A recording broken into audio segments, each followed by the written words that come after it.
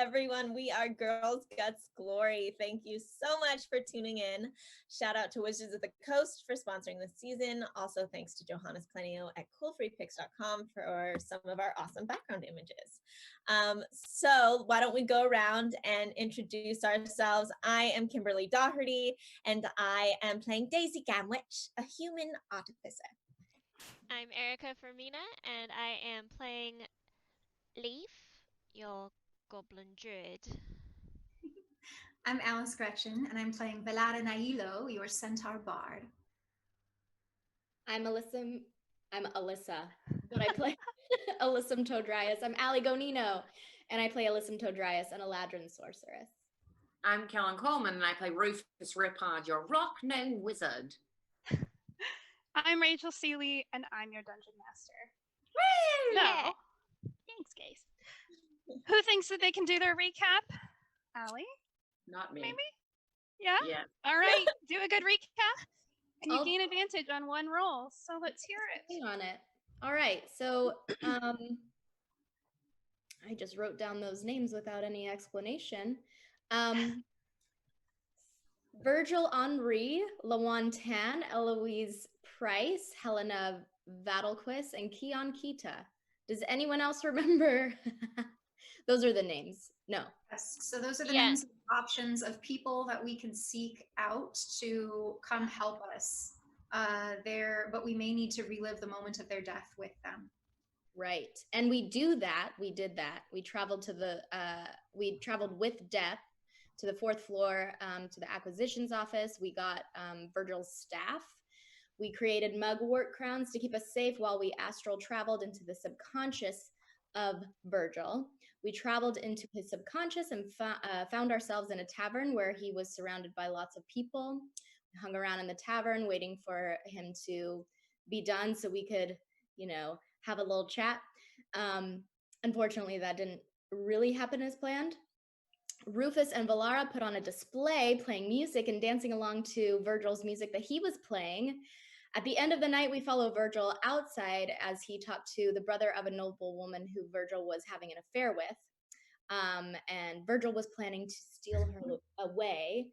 We all became invisible and followed Virgil to a white house, and Daisy and Valara ventured into the house and were attacked by an armed figure. And then we all engaged in battle with that creature called Bodak. And sitting on a table in the medical ward of the bureau was a scimitar, deep purple blade, a circlet, a ring, a tabard. I guess we went back there after our battle and we took a long rest. And while dreaming, I saw Levon walking through snow surrounded by evergreen trees towards a village at the bottom of 2 snow-capped mountains. And that's where we left off. Excellent, that was pretty good. You did get some help, but I will let you use that advantage, so write that down. Don't forget, you have advantage on one roll for this episode. So, essentially what had happened is that you are here to help these souls because the Seert is not doing their job, and these souls can't be sorted. So they're stuck in their own kind of personal hell, their own purgatory, where they're reliving their death over and over and over again. And the advice that you were given was, break the cycle. So Virgil has been escorted away by Deb. He's going to be taken somewhere where he can rest and recuperate because he's in shock, coming to terms with the fact that he's dead, and in the land of the dead, when the last thing he remembers was being in his beloved's house, attempting to steal her away. You have an array of items on one of the medical ward beds. I believe you had listed those out as well. Yes. Would you like me to list them again? I could do that. Okay. So you've used Virgil's staff. These are sort of focuses to help you get to the person you're trying to get to. They were all taken from the acquisitions department. There's a circlet, there's a ring, a scimitar, and a tabard. It's a deep purple tabard. You have your choice of items. Alyssum, since you're in charge essentially of this ritual, would you roll a perception check with us?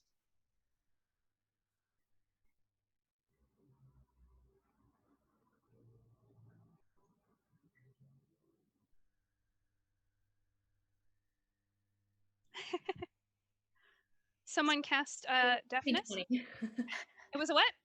Dirty 20. Dirty 20. Perfect. Oh, I love those dirty 20s. All right. So you go to reach for the next item, which is a ring with a small ruby in it, and it looks like a bird's claw holding the ruby on the ring. And as you go to pick up the ring, you notice when you move it a little bit, the circlet next to it, that silver band, moves as well.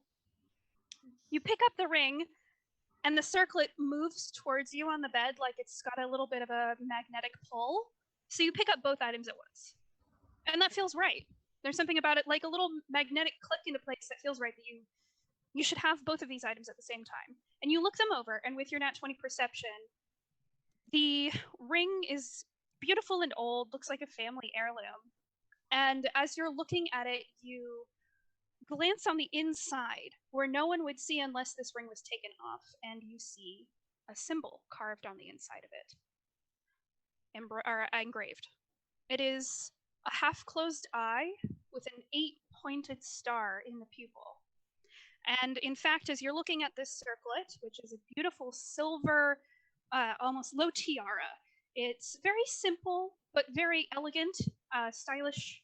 It's got big silver leaves that are sort of welded onto the front of it to make it a little bit larger here, and it comes down to a point where one leaf kind of points right here. And you look on the opposite side of that, on the inside, again, something you wouldn't see unless it was taken off. You see that same symbol engraved, the half-closed eye with the point star in the pupil.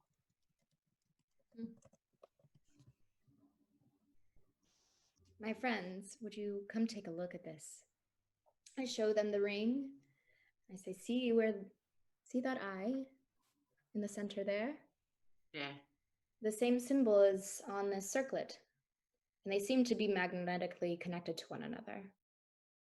Because when I move the ring, the circlet moves as well. They kind of follow each other. Maybe someone wore one of them and someone wore the other, and they were lovers, magnetically entwined, soulmates, if you will. Maybe it was the same person, they just loved themselves, but, they had a magnetic force because they're like, where's my circlet? Where's my tiara? Let's make a magnet. Probably not. I'm thinking it's the other. Everyone that's looking at this symbol, will you roll a religion check for me? I can try. Or What are we trying to do? Religion. A Religion. religion symbol. 16. Oh, I hear religion and I go crazy. Not 20. 19. 19. Alyssa? Apparently I like religion. Oh, me too. Okay. Yeah. So 23. Am I good at religion? I'm 15. Okay. Leaf, what was yours? 16. Okay. Unfortunately, everyone but Valara. Valara, you're not particularly religious. You wouldn't have ever read about this. It's a familiar symbol to a couple of you, actually, especially those from Mozendar. This is a familiar symbol because it's a god that is in a temple. If you go to temples at any point to worship, you've seen this symbol. This is the symbol for Anatol. He's the god of shadows and secrets.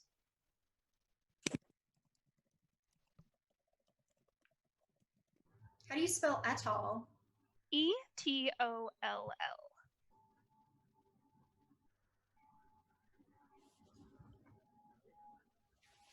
Anatol is a symbol that is neutral. A lot of people worship him. He's very popular with soldiers or those suffering from PTSD. Anatol's shadows are known to cover those who suffer and cradle them in the dark. So a little bit of a sympathetic figure. Very popular with thieves and assassins, but also spies as well.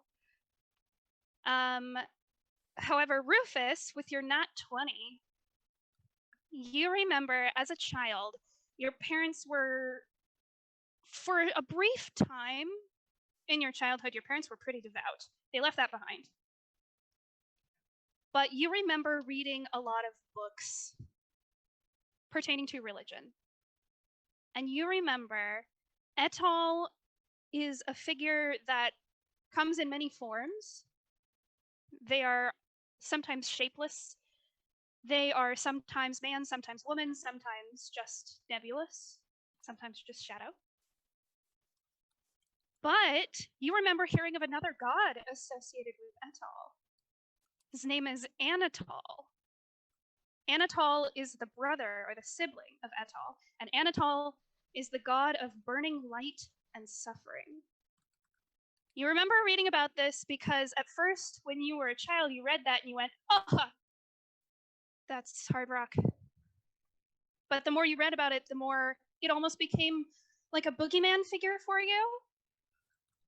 Because Anatol is nothing to mess with. Anatol symbolizes the burning heat of the sun, radiant at first sight, but painful and harsh with exposure. He's often associated with scorched earth. People who follow Anatol sometimes burn themselves because through pain, they find their power. And often they will tell each other a key phrase to find each other. May the light of Anatol fill your eyes. And with a nat 20, also, you remember a little bit of Anatol's symbol. Anatol's symbol is an open hand next to a sun whose rays pierced the palm. Whose rays pierced his palm. Mm-hmm. Okay.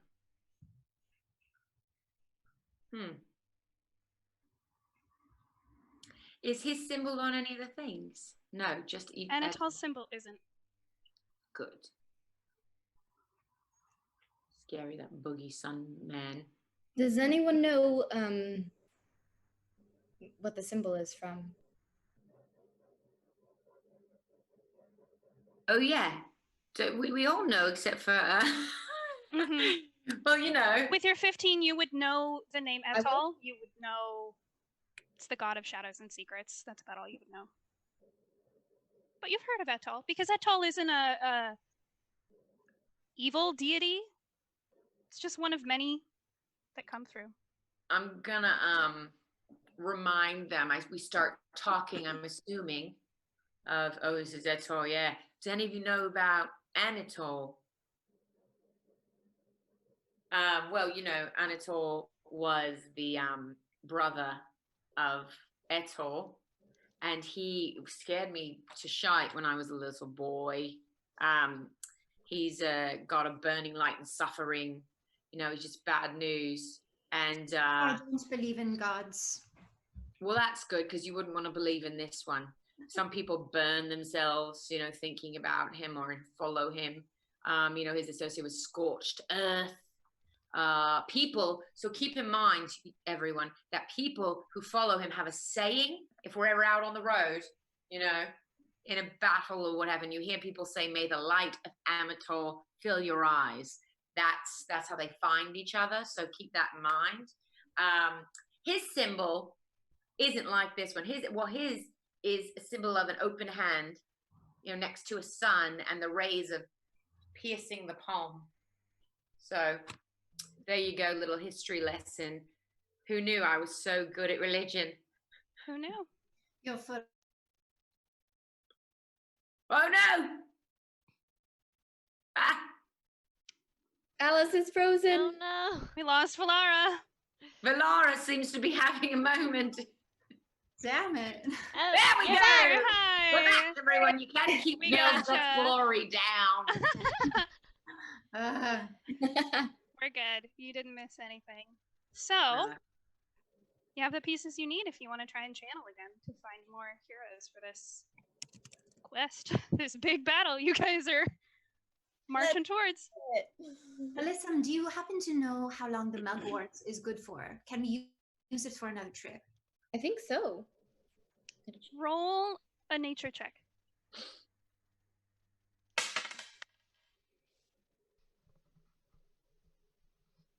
15. You have 24 hours once it's used. Within those 24 hours, it starts to wither a little bit and the life kind of gets sucked out of it, like its aging process is speeding up real fast. And by the end, it's like crispy and dead. So you have 24 hours. And we took a long rest, yeah? Not in between this episode and the last episode. I put it in that we did, and we Yeah, did. We did. Yeah, I think we did at the end. I had to, or else I couldn't play anymore. We Yeah, did. no, we Then that's about 8 hours of your 20. Well, actually, on top of the like 2 or 3 How long hours it took were you in you. subconscious and Virgil's Yeah. subconscious. In Virgil's subconscious, you were there for about 5 or 6 hours. Outside, you were gone for about 2 or 3. So it's been like 14 hours. So we have No. 10 left. 12. It's more like 12. I was thinking There's 8 12 hours of sleep plus 8 hours of sleep plus 6 the hours. No. So in Virgil's purgatory, you were there for about 5 or 6 hours. But in the planes Real of life. penitence, it was only about 2 to 3. So time is moving differently in between these two realms.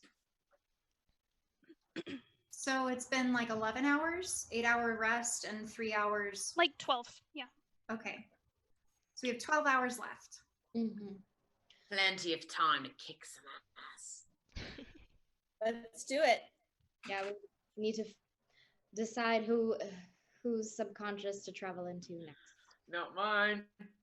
Well, you said that there were a couple calling to you when you looked at it. I'd say we just go with that.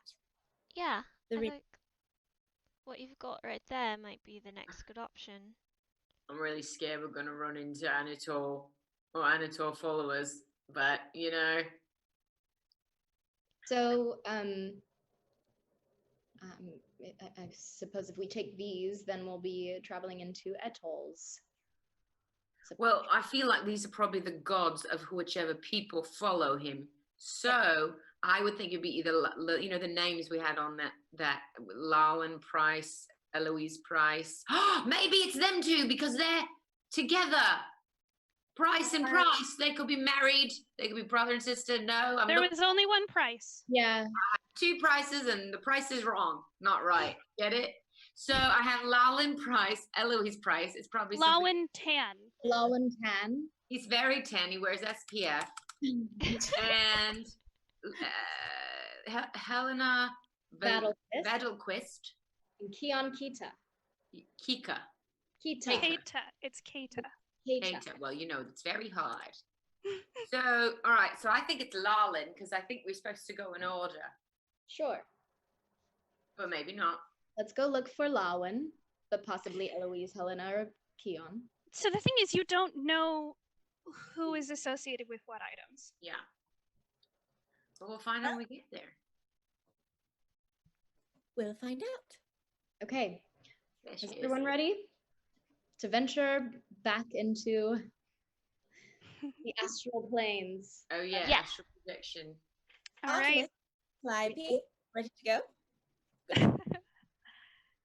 So Would you you- prepare yourselves for your ritual. You're all wearing your crowns very carefully, making sure your bodies are protected while your minds are gone. And once again, Alyssum, you channel that spiritual door in the center of the group. Everyone closes their eyes. They're all holding hands in a circle. And in the center, that spiritual door opens. And once again, you all feel this tug into the center. And your souls leave your bodies. And again, you're a bit nauseous afterwards. It feels as if you've been on a ship and you're a little seasick. But before you open your eyes, the first thing you register is sound. You hear birds, little songbirds. You hear the rustle of leaves and trees and a gentle wind. And you hear the sounds of splashing and children laughing. Not too far away. And when you open your eyes, you find yourselves on this very gentle slope. There's overcast skies. You're in the middle of a deep forest. It's green and lush and beautiful. There's ferns everywhere, moss carpeting the floor. The trees are huge here. It's lovely. And off to your right, down the slope, is a river. And you hear it trickling along. And ahead of you, a little bit, you hear some noises of people. There's some talking off to the left, and there's the children laughing and playing off to the right. But you are in this beautiful grove. It looks like it might rain soon, but it's peaceful and it's beautiful. And honestly, this is the first time you've probably felt relaxed in a while. I like it here. It's so lovely.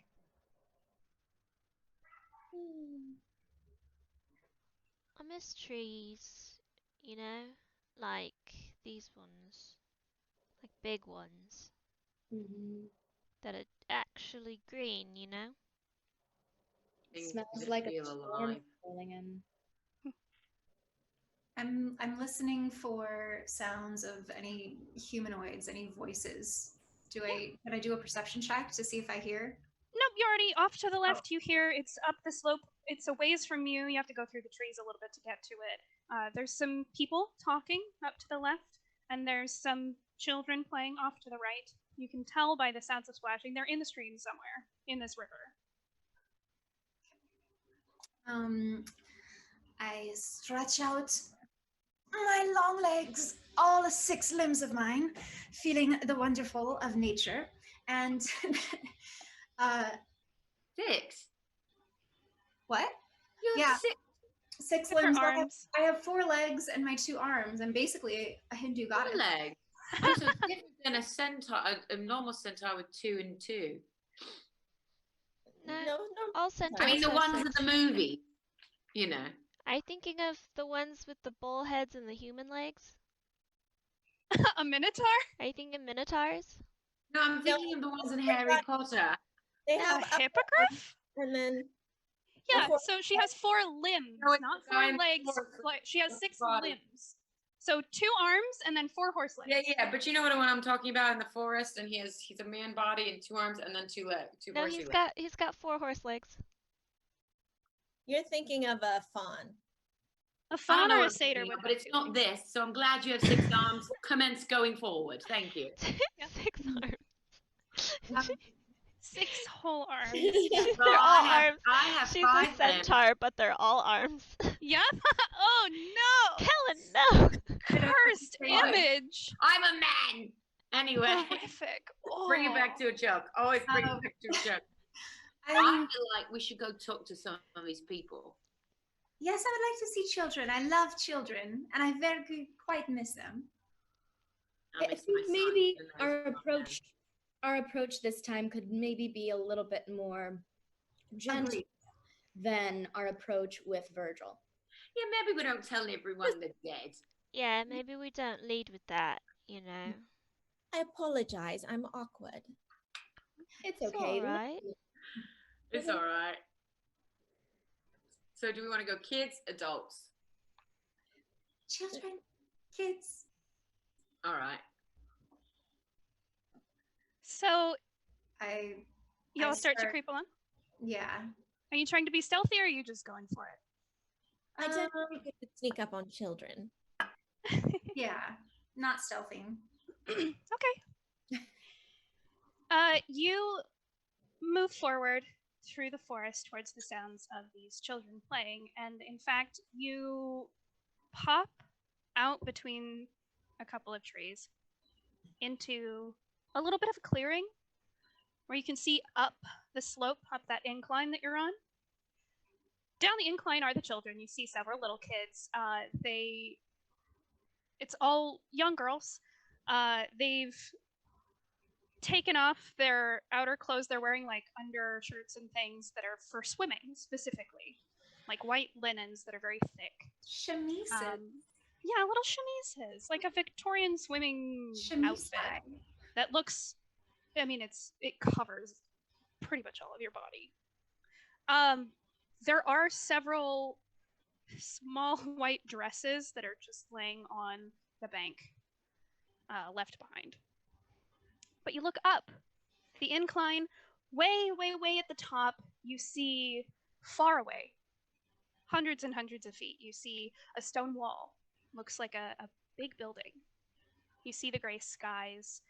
Yes, it's probably about to rain pretty soon, but you also see the adults. You see 5 individuals. You see 3 women, all in white dresses. All 5 are in white dresses. They're all wearing essentially the same outfit.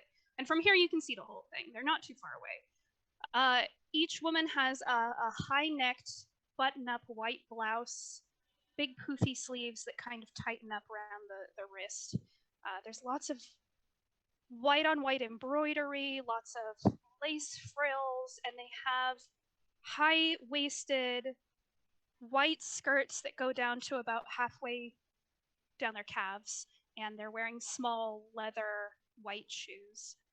And each one has a wrap on their head. One's a tiefling, and she's kind of wrapped it around her horns, but it's this white gauze that's been wrapped like a cap and then once underneath the head, like just a strap right here. It's a very modest look. Oftentimes that headdress specifically worn by people in the church, but not always. It's mostly just a symbol of piety, in a way.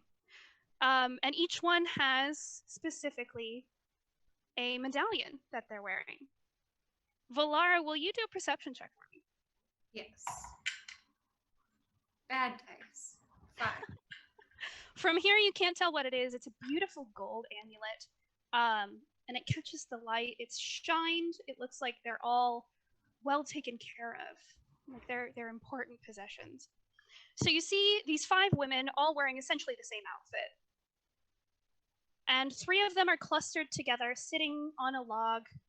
There's a blanket strewn out in front of them, and there are little tea sets and some little finger sandwiches. They're all lounging about and eating. You see 2 women, off in separate directions, however. The first one you see is this beautiful gnome woman off to the side. She has a very soft frame, very supple. She's freckled, intensely freckled. She's got dark tan skin, and she's bent over this little ring of pale blue flowers, and she's picking them, and you can tell, even from this distance, you can tell she's tying them together in a little, essentially a daisy chain. And the other woman that you see off to the left up the hill is this very large woman. She's very tall. She would have an imposing figure, and she would be intimidating if she didn't have such a sweet demeanor and a sweet face. Underneath that cap, the linen cap that they're all wearing, you see a sharp ginger haircut. She is sitting off on her own, sort of leaning against a rock, reclining. She's picking out a twig in her hand. But you all notice she's staring at this gnome woman, watching her as she's picking these flowers. They're all older women, older being like 30s and 40s. And Valara, being in the situation that you were in before, you can tell sort of by the dynamic, and that every once in a while the girls look up and take stock of what the children are doing down at the river, that they're caretakers. They're sort of nannies. So this is what you see. Okay. I call out to the whoever the adult women are nearest to me. I say, "Hello." Exuding very friendly vibes. Exuding very friendly vibes. Okay, so you step out from the trees, and you hear a hush fall over the scene, and the children behind you hear gasps of excitement, of glee. And you can hear them whispering to each other. They can't quite tell what you are. They've never seen a centaur before. They're so excited. They're talking to each other. Oh, she must be mystical. I've never seen something like her before. She's so pretty. Look at all her hair. I want to braid her hair. All the little girls are Toss just my talking to each tail other. and curtsy. They are so excited. There's little squeals of glee. But you see all the women stand up immediately. And they look a little on edge. And the larger woman with the ginger hair starts to step down the hill towards you. And the others, you notice, are putting their hands on wands, on daggers that they're pulling out of the picnic basket. And as this woman gets closer, you realize she is a formidable being. Even though she's wearing something very delicate, she is full of tense muscle. Underneath it, you can see biceps. She's got an incredibly powerful figure. You've never seen anyone quite like her before. And you can tell for sure she's not human. In fact, it's not a race that you've seen before. This is the very large woman. Yep, with the ginger haircut. Yeah, with the ginger haircut. Hang on, everything's frozen. No. Okay, the very large woman, not human. Okay. I hold up my hands to show that I bear no weapons. Is anyone with me? Is anyone behind me? Yeah, I feel like I came with you. I'll probably like step out of the forest with you as well. And I'm a gnome, so I'm looking at the gnome. My name is Valara Nailo. It's a very big pleasure to meet you. These are my friends, and we've just happened to come across your beautiful land, and we just wanted to introduce ourselves and say hello. You can tell the situation with the women is very tense, and most eyes are locked on the children. They haven't left the river. Looks like they know to stay away from strangers. Give them a little wave. But they're all very tense, and this woman in front of you is very tense. It's not a rude vibe, but it's very much a you're standing between me and my children kind of a vibe. And the woman looks you up and down. You can see beautiful, piercing blue eyes. And as she gets closer, in fact, you don't have to make a perception check. You can see the symbol on her necklace. And Valara, it's very familiar to you. It's the symbol that hung above the orphanage where you worked. It's that gold flower. Remind me the name of it. Called the Flower of the Golden Sun. Flower of the Golden Sun. Okay. And you know that it's essentially a network of orphanages or boarding houses. They're all essentially charitable organizations. They help children, that's their main goal, or they help those that are really in need. Often they control soup kitchens and homeless shelters and things of that nature. Sister, I see you are a member of the Flower of the Golden Sun. I also volunteer quite a bit where I'm from in Mozendar at the Flower of the Golden Sun. It's a pleasure to meet you. I very rarely get to meet other people who also work with this organization. How did you get across the border if you're from Mozendar? Well, it's a little bit of a long story. We would love to tell it to you.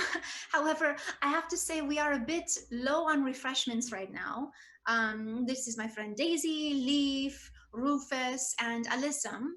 And we, not to impose, we will be happy to work it off and pay it back in whatever ways we can help and be of assistance. But would you perhaps have any refreshments in your beautiful picnic baskets?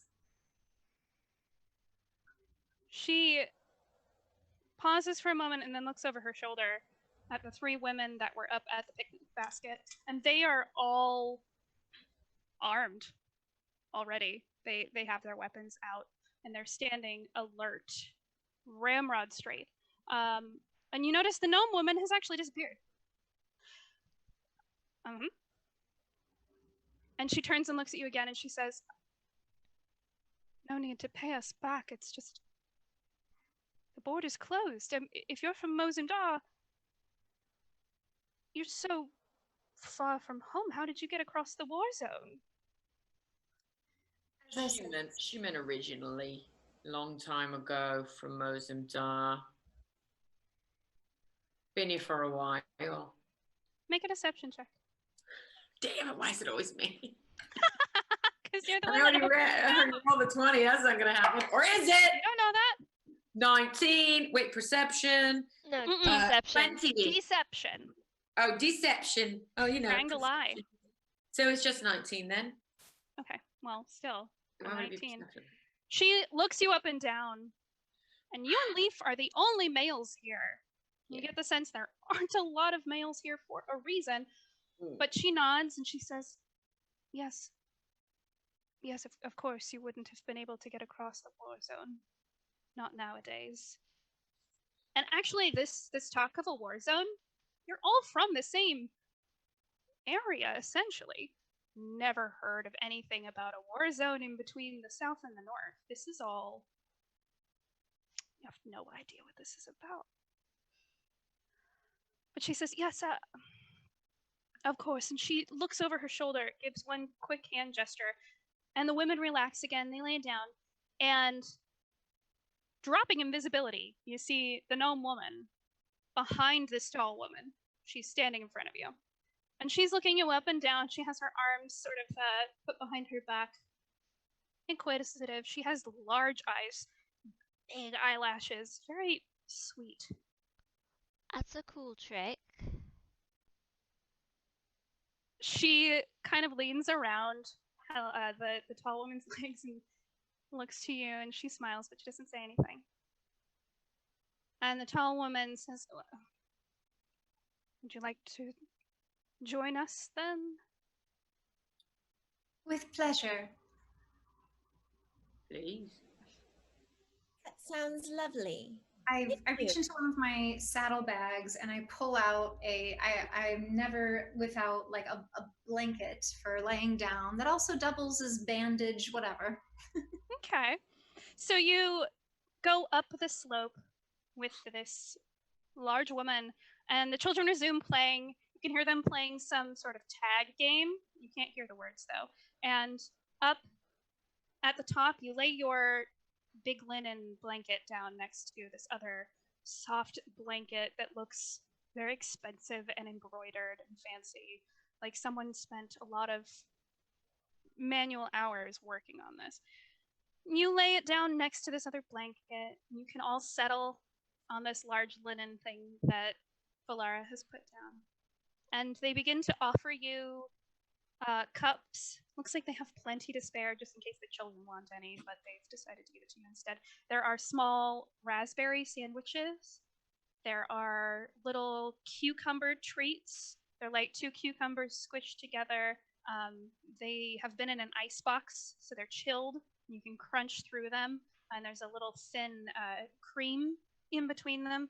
There are several other light, sweet snacks, and the tea is a rose hip tea, very soft but alluring. And the woman who you had been talking to before, the others they're not as chatty now that you've joined. She looks to you and she says, so what brings you to this area? I look at her eyes. Mm-hmm. To be quite truthful with you, we are not quite sure. We just felt a calling, a pulling, if you will. And I'm delighted to find that it is you here. We're not really sure why we're here, to be honest. I'm going to be straight up with you. Are there any problems that we could help assist you with? Because we just felt this this intuition, this feeling that perhaps we were needed here. Make a persuasion check. Bad dice again. 11. You see her contemplate your words, but you can tell she doesn't trust you. And she doesn't know whether or not to believe your story. So she just nods her head. She takes one of the little raspberry sandwiches and starts eating. And you can tell all the women are giving each other looks. And they stop talking. Leaf's gonna wander over to the daisies that were being crafted into Oh, the a little blue crown. flowers? Yeah, the little blue flowers, and he's gonna cast druidcraft. Is what I was trying to say, to make them bloom, and he's gonna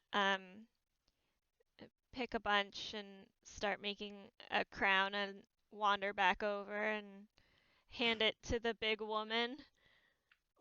Say, my name's Leaf. What's your name? This absolutely sunny expression breaks her face as she looks down at you, and she gingerly takes the crown from your hands. And she says, "How old are you?" I'm 10. Oh, that's very big. Yeah. Thank you. And she puts it on over the top of her linen crab. I'm a grown goblin. Yes, you are. Why are you adventuring? Why are you not at home with your family? That's not a good thing. Oh, I understand. My family's like that as well. And Leaf is gonna sit next to her. So, what do you do? What do I do? Oh, well, that's a bit of a loaded question. Do you know what the flower of the golden sun is? No, but she does, and he's gonna point to Valara. Yes, well, we are sisters of the flower. We help people. We've taken an oath. And you see her cast a glance over at the gnome woman, who just smiles with her sweet little cheeks, chubby cheeks, and she looks down at the crown that she's in the middle of making, and she's putting a second layer on top and weaving them together very expertly.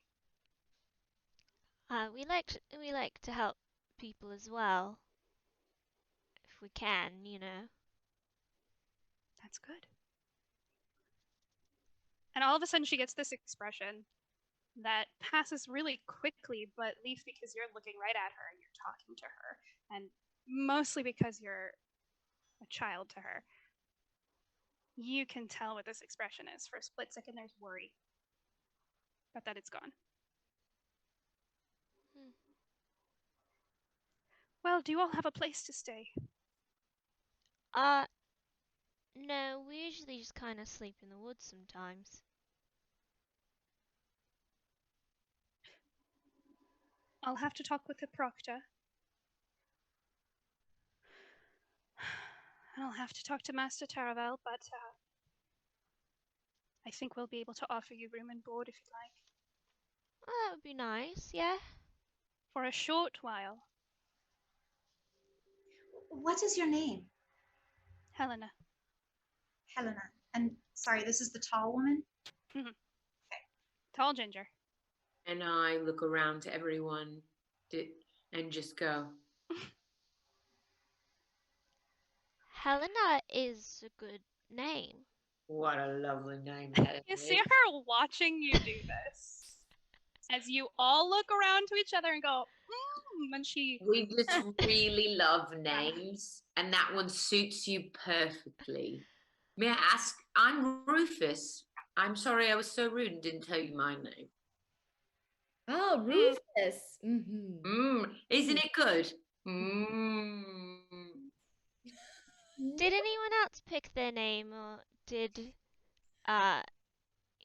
was it given to you?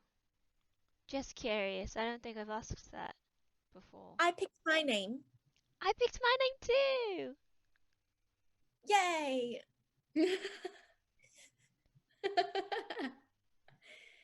Did you pick your name, Helena?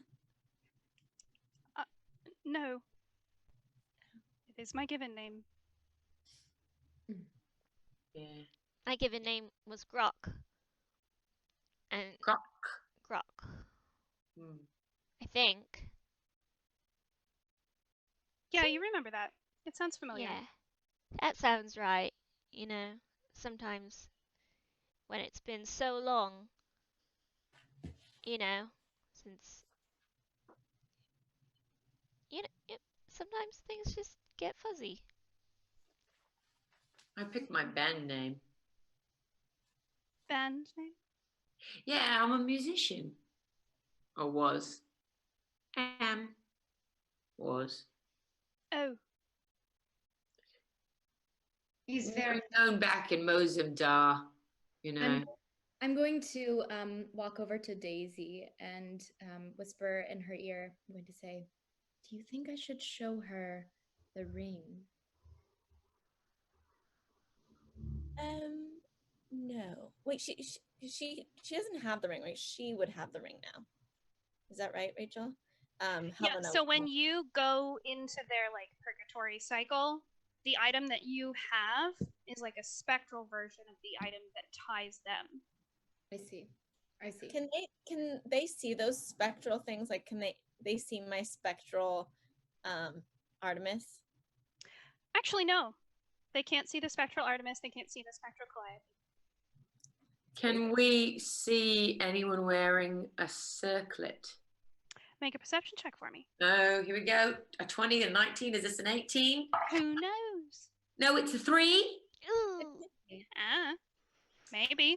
They've all got those wraps on their head. You don't know. May I turn to the lady and say, well, may I ask the rest of your names? They each give you their names. There's an Elizabeth. There's a Mary. You get the sense that there's one tiefling named Mary, and this is not a normal tiefling name. Tieflings are usually named after like an aspect, like tranquility or mercy or things like that. So you kind of get the sense when they're listing off these very demure names, very basic names, that these are given names that they have chosen, that they've taken, but not their birth name. Does the gnome give us a name? No, she actually doesn't speak. She just smiles.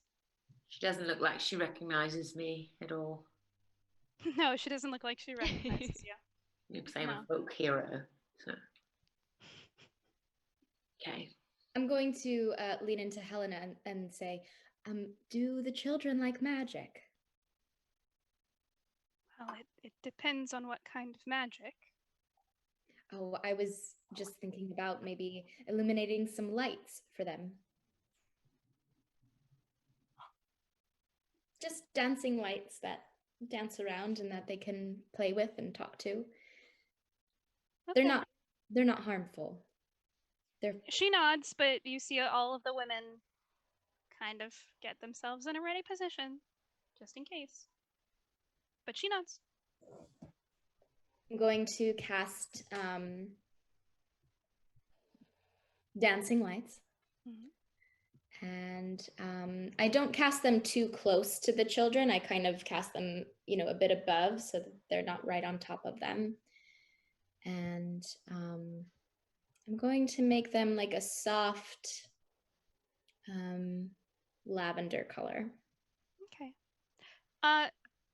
It looks like the women recognize the spell, and they all sort of relax a little bit, and you hear an uproar of squeals of glee and excitement from the river as all of these little girls gather together and look up, and they're each pointing at them and like losing their minds looking at these lights floating in the sky.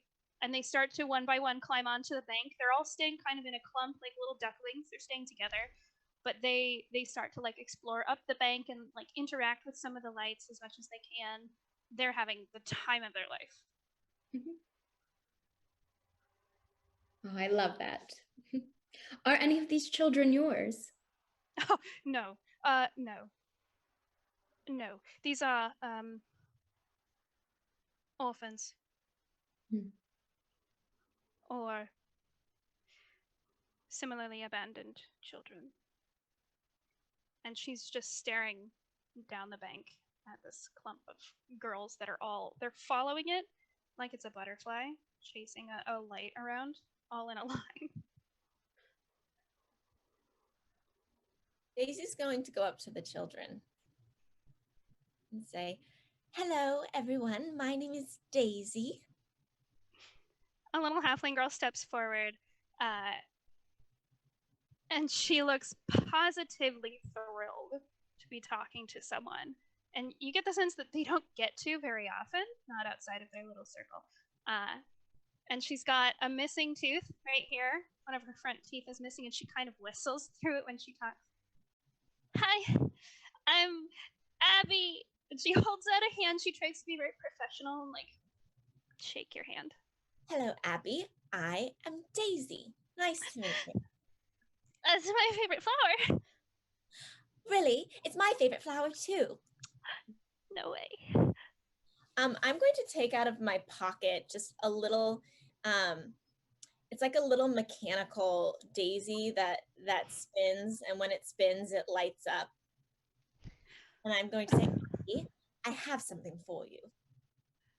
She lets out this god-awful sound of excitement as she snatches it from your hand, and she looks at you with these big eyes and then wheels around into the group of girls that all get up real close to look at this, and they're kind of clambering like, "I want to touch it. No, I want to look at it. No, it's mine. She gave it to me."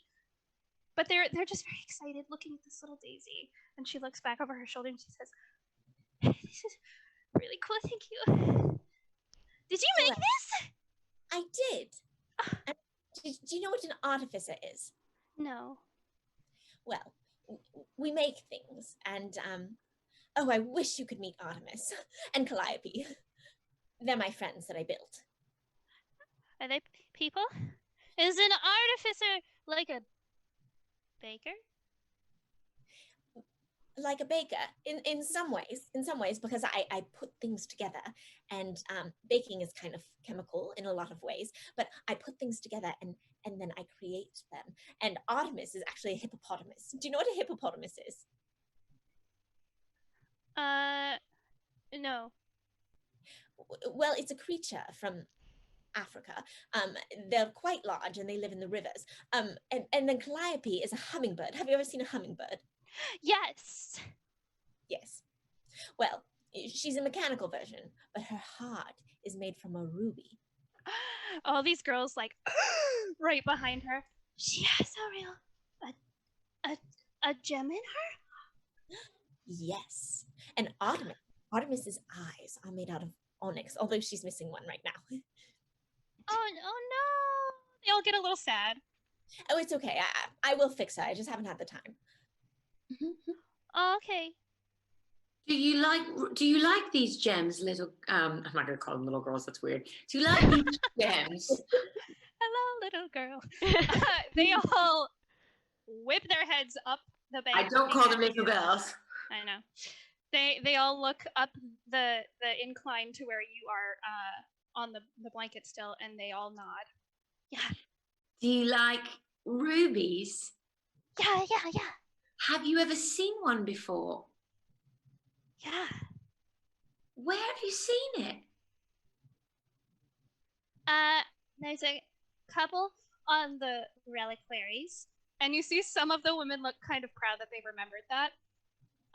We've seen them in books and on Helena's ring. Really? That's gorgeous, Helena. You have a ring with a beautiful ruby.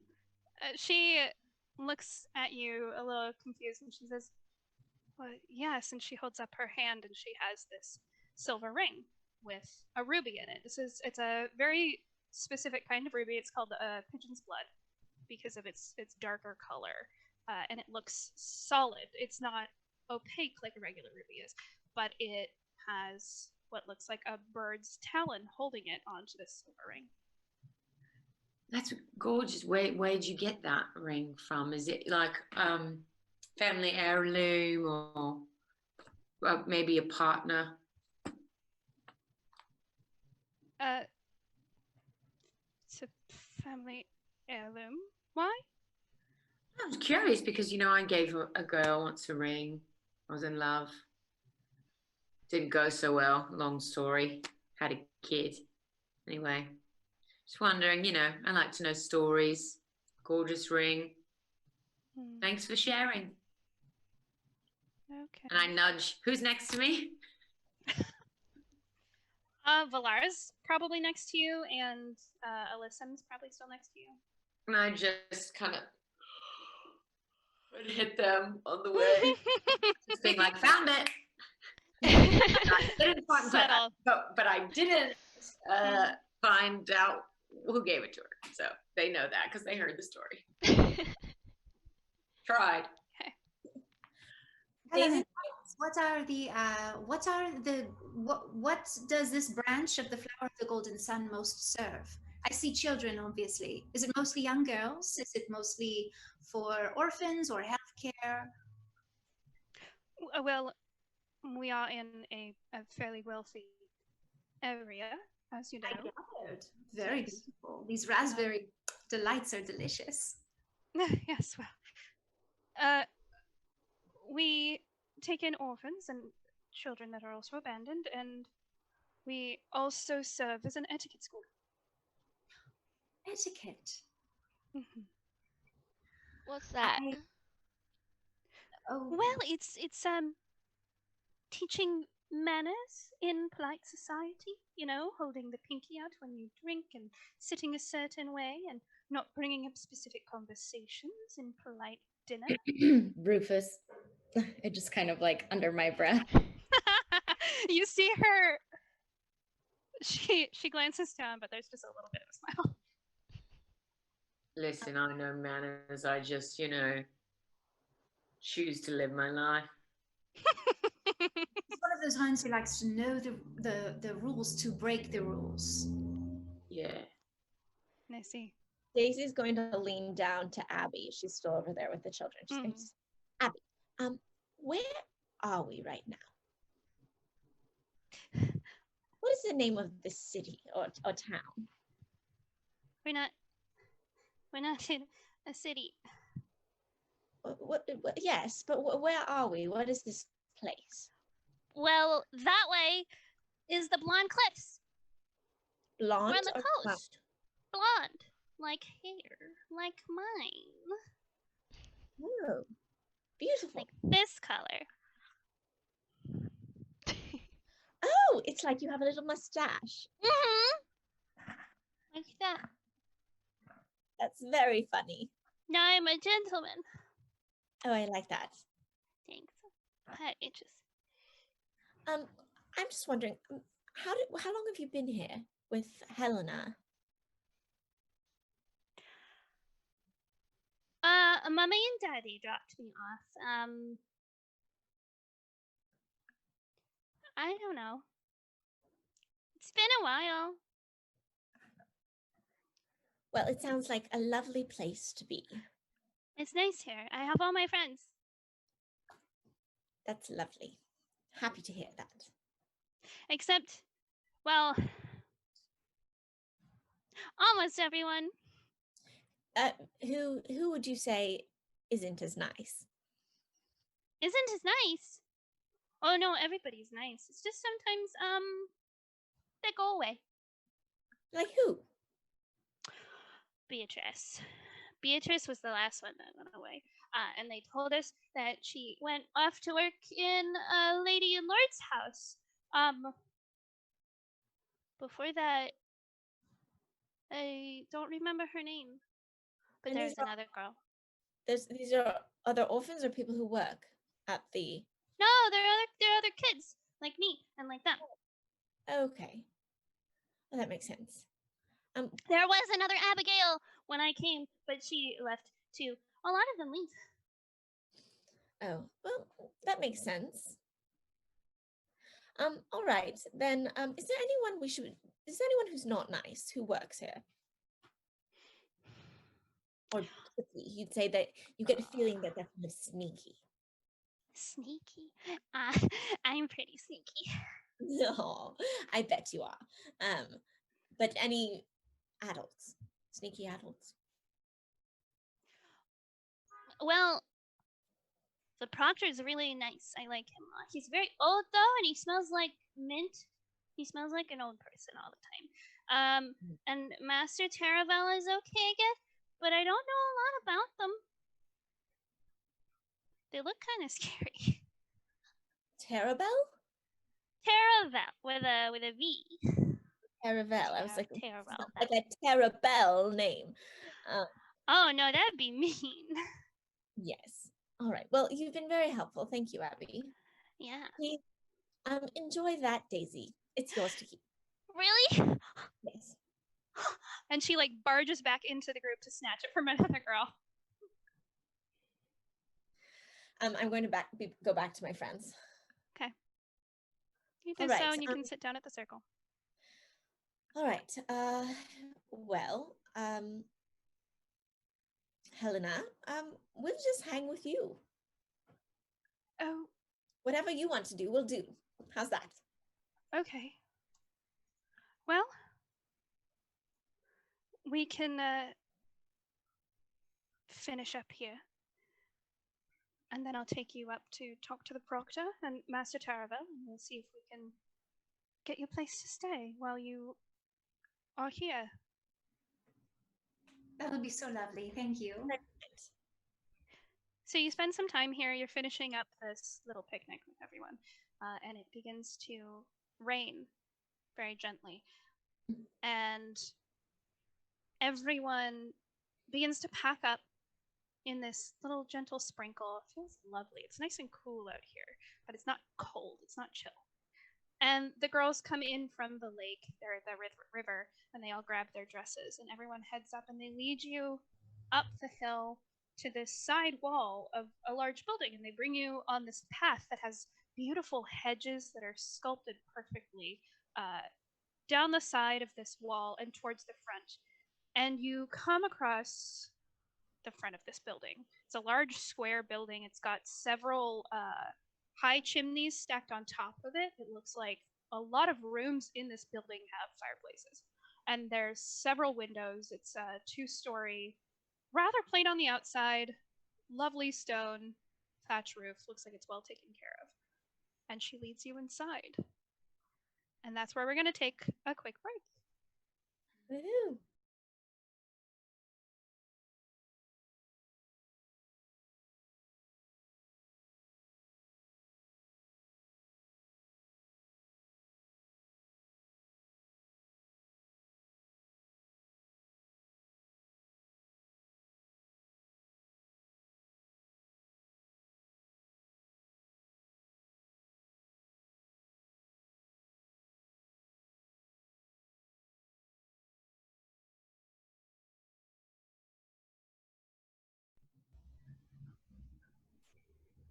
Welcome back. Hope you had a good break. When we left off, the group was going into this large stone building on this beautiful rainy day. You're getting a little wet. Well, it's just a drizzle, but it's starting to soak into your hair. And you all step in. There's this large mat on the inside where you can sort of shuffle your feet, make sure you're not trailing in any mud, although there is a lot of gravel out in the front. You come into this large open space. It's not so much a foyer as a huge room for 2 giant staircases. There's one that goes up and to the right. There's one that goes up and to the left. They are simple but beautiful stone. There are carvings of little fleur-de-lis and soft filigree decorations on them. There's a couple of bookcases here and there. It's a large space with large windows that let in a lot of light. It's sparsely decorated because this is a house that isn't meant for a lot of decoration. And it's owned by people who don't want a lot of decoration. It's very simple and beautiful. Opposite you on the wall, high on the wall, in between 2 large windows and in between those 2 giant staircases is a golden plaque. And it's a larger plaque that features the symbol of that flower of the golden sun. Again, it's the only real opulent thing in this house. But you've seen it before, Valara. A couple of different places in this chain, in this organization, have this symbol on a gold plaque specifically. It's not meant to be show off. It's just a symbol of the organization itself. And Helena brings you in.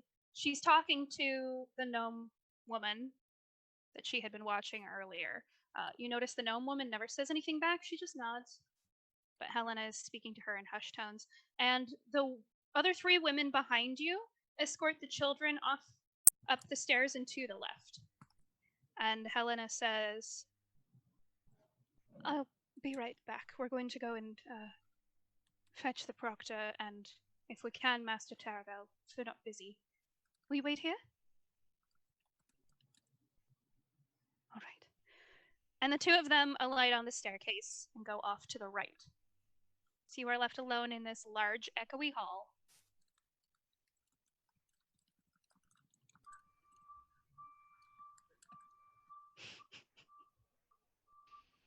Well, we found the owner of the ring.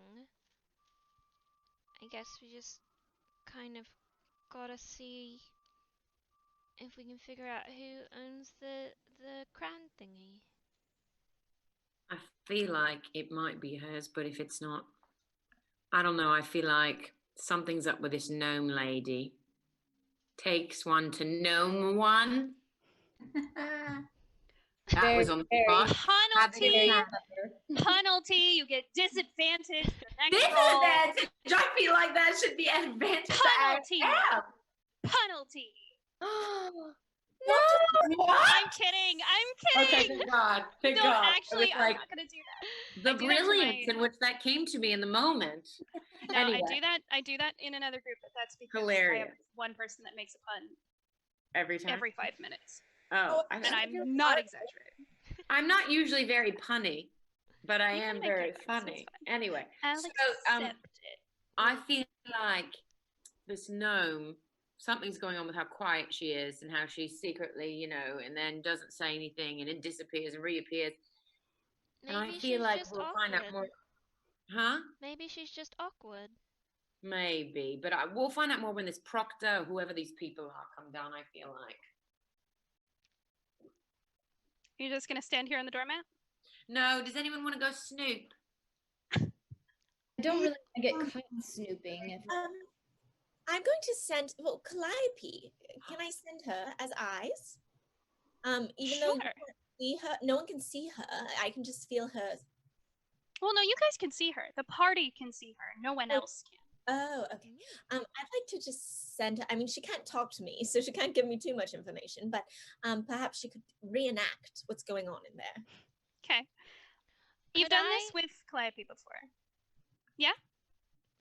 I just want to see if this would work. Okay. Would I know if Beast Bond would work with this Calliope? Not a beast. I figured, but it looks like one, so I thought I'd It ask. does. So I would say that you've probably tried this before. Like you've hyper fixated on one of them because you're like animal, and you've tried to make a beast bond with probably Artemis, but it didn't work. Oh, well, Just Leaf and Artemis staring at each other. Yeah, that's what it's been like before. Yeah. actually, can I send Artemis? I mean, they can't see her either, and because she has a little camera behind her eyes. Perhaps She can look does. It's forward. true. Can we- Yeah, she's done this for you before as well. Okay, so you send this giant spectral hippo. You all watch the hippo. Where are you sending her? Wherever. Where do you guys think I should send her? Well, you know, can she follow the voices in the, you know, to hear the people talking? That's what I was thinking. Where the people are talking. So, yeah. You mean following Helena? Yeah. Okay, so you send her up the right staircase. Yes. Which is where Helena just went. And you can all see this very awkward hippo with short, stubby legs trying to climb the staircase. Oh, God. She slips a couple times, and it takes her quite a while to get up the steps. Good And job. she manages to get around the corner. You see her brush up against a tapestry that's hanging, and you actually see the tapestry sway just a little bit. So there is a certain amount of affectation they can have in this world. Well, we know she can attack, so. You know she can attack, while not being physical and not being visible. So she disappears down the hallway, but only a couple of seconds go by when you see her come running back. And right behind her is Helena and this gnome woman. They're not following her as if they see her. They're just following down the staircase back towards you. And you see this poor hippo trying to get down the stairs quickly to avoid being in the path of these women behind her. And she kind of slides a little bit. She falls, like the two front legs kind of splay out, but she scrambles back up and she gets back to you and she looks up at you like, I tried. And Helena and the gnome woman come back down the stairs, looking at each other, talking. Helena talking. The gnome woman still hasn't said a word that you've seen. And they come and stand before you. And the gnome woman just smiles warmly up at you, and Helena says, yes, I think that we will be able to house you for a little while, and the proctor would like to see you. He was right behind me. And she turns around, and perfect timing. You see at the top of the stairs this older man. He's dressed very plainly. A small leather vest, a tan linen shirt, long tan pants, and small brown shoes that look like they're worn and torn. Valara, you know that proctors of the Flower of the Golden Sun are usually awarded some kind of a position. But it seems that he's kind of cast off whatever position he might have had. He looks very plain and simple. He's hunched over a little bit, very old. He's got white hair. It's kind of balding a little bit on the top. He's got it parted to the side. He has tiny little glasses, just teeny tiny little pince-nez frames. And he has his hands folded behind his back. And he's smiling as he slowly comes down the steps. And he looks up and he says, sorry, stairs. And he continues walking slowly down the steps to get to you guys. And finally, he stops in front of you and he looks up and he says, thank you for your patience. I am Proctor Patavona. Will you be staying with us? Yes, hello, Proctor. I'm Daisy. Daisy. We're quite friendly folk, as you can see. Oh, yes, yeah. I can see. Lara, and yes, we would love to stay with you. Valara, lovely. You know, I knew a centaur once. She's very kind. Oh, It had six arms or legs or whatever, right? No. Don't mind me.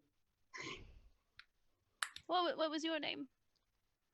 I'm Rufus. Nice to meet you, sir.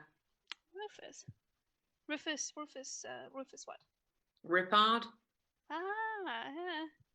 The magic in me. That's good. I told you. That was good. I look around going, because you know his ego, super famous back home, but Rufus, you really are famous. Oh yes. Go on, do please. Back in his day, back in my day, very popular. You know, played at all the dances and may have been sweet on a girl, and we may have switched a little bit to your song. You found out the magic in her. I did. Ooh, no. Well, glad to be of service. And you two, what are your names? Leaf. Leaf. Good name. Good name. My name is Alyssa.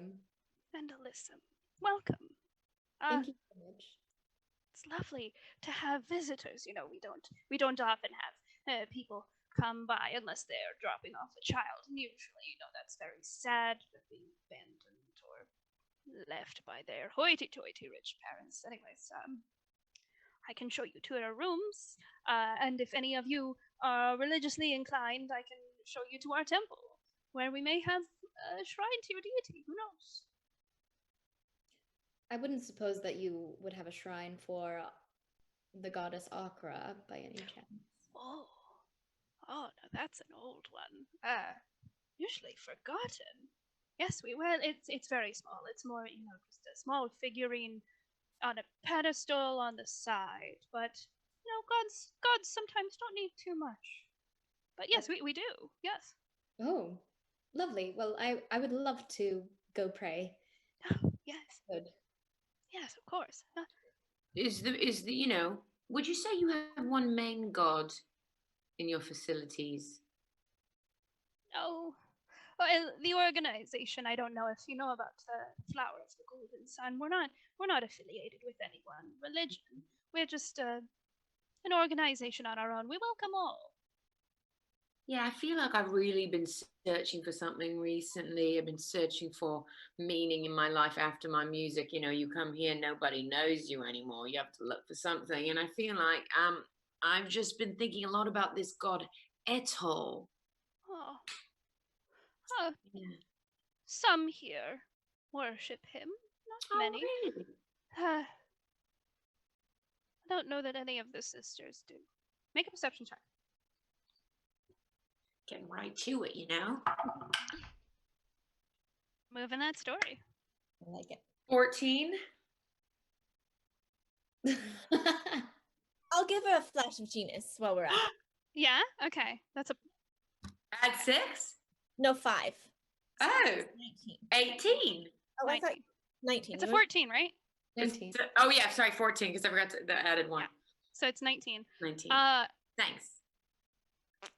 Yeah, with a 19, you notice the gnome woman looks up at the taller woman, who's much taller than the proctor. The proctor is around your height. She's like 7 feet. Yeah, This Helena? is a tall woman. Yeah, Helena. And you see Helena kind of shift a little bit and look down at the gnome woman. It's very subtle, but with your 19, you see it. Yeah. But the proctor continues and he says, well, I mean, several people in the bigger towns worship him. Anatol is not a bad god, you understand. He's just different and misunderstood and helps those that need to hide mentally, those that need to go into the shadows to recover and recuperate. Right. Don't have many of those here. That's more, your warriors and your people who have suffered something and those who are sneaky. Would that be bad if someone here was...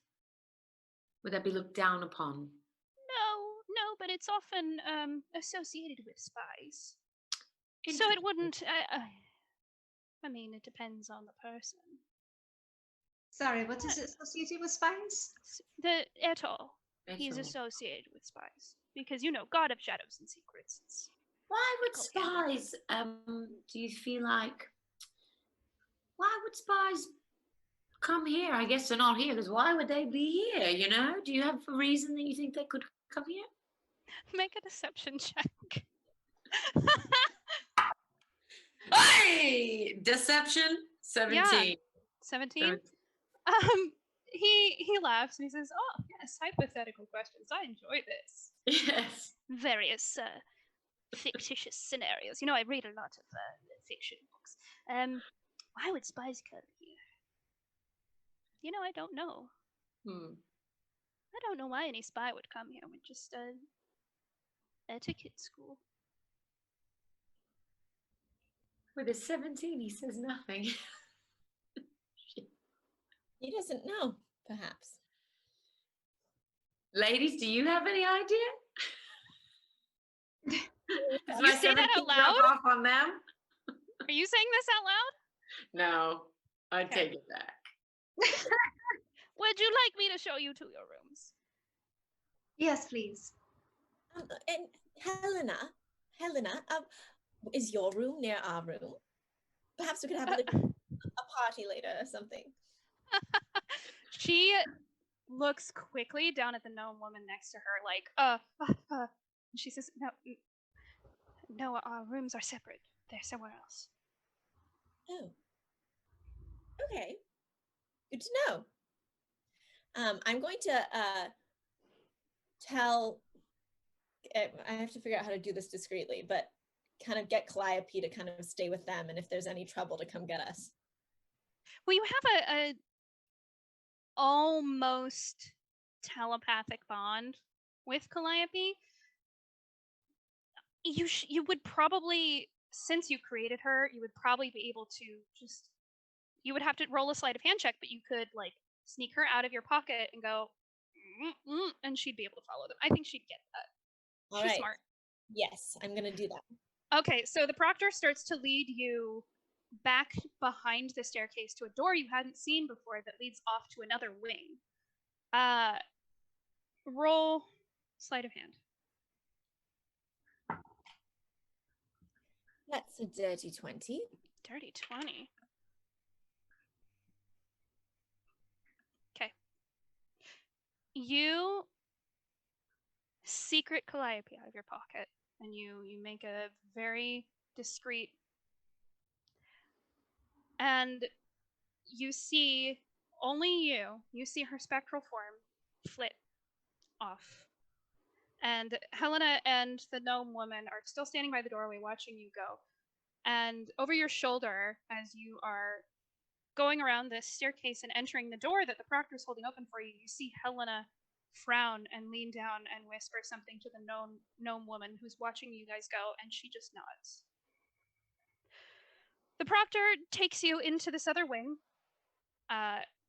down a hall, again, very simple, not many decorations. There's a couple of tapestries that are like woodland scenes or pictures of a fawn. And there are several doors down here. He opens one, and there's two little twin beds, and he says, all of the rooms are very similar to this. These are for family members if they want to visit, or guests or travelers if they come through. You're welcome to stay here if you like. And I can also show you Alyssum to the shrine if you would like. Yes, I would love that very much. Thank you. Perfect. All right. Well, I guess I'll leave the rest of you here if you'd like to stay. Thank you very much for your hospitality. Of course. Now listen, I am going to ring a bell in about 3 hours, and that's going to be the dinner bell. You are more than welcome to join us. All you're going to do is go to the door opposite this one. You see? The one underneath the staircase on the right? That's the one that will lead you to the dining hall. And that's where we're going to have all of our supper. You're welcome to join us at any time, but, you know, if you're not early, you're late. Understood. Thank you. No, of course. What time is dinner? In 3 hours. 3 hours. All right, young lady, would you like to follow me? Yes. Oh, young lady. It's been a long time since someone called me young. He laughs a little bit. He's just a sweet grandpa. He takes you back out, and he takes you into that main room with the two staircases, and he takes you up the right staircase. The rest of you, I'm assuming, are staying in the room, chilling out. You can have a short rest if I you'd feel like. like someone needs to go with her. Well, he's already taken her out into... Then I don't The feel main like room? anyone should go with her. I mean, you can if you'd like. You can rest to Nah. find them, but... It's done. Okay. So he takes you up this staircase, and there's another hallway up top with lots of doors. There's lots of windows on your left side, big, open, beautiful red velvet curtains. They're deep. They're like a deep raspberry color.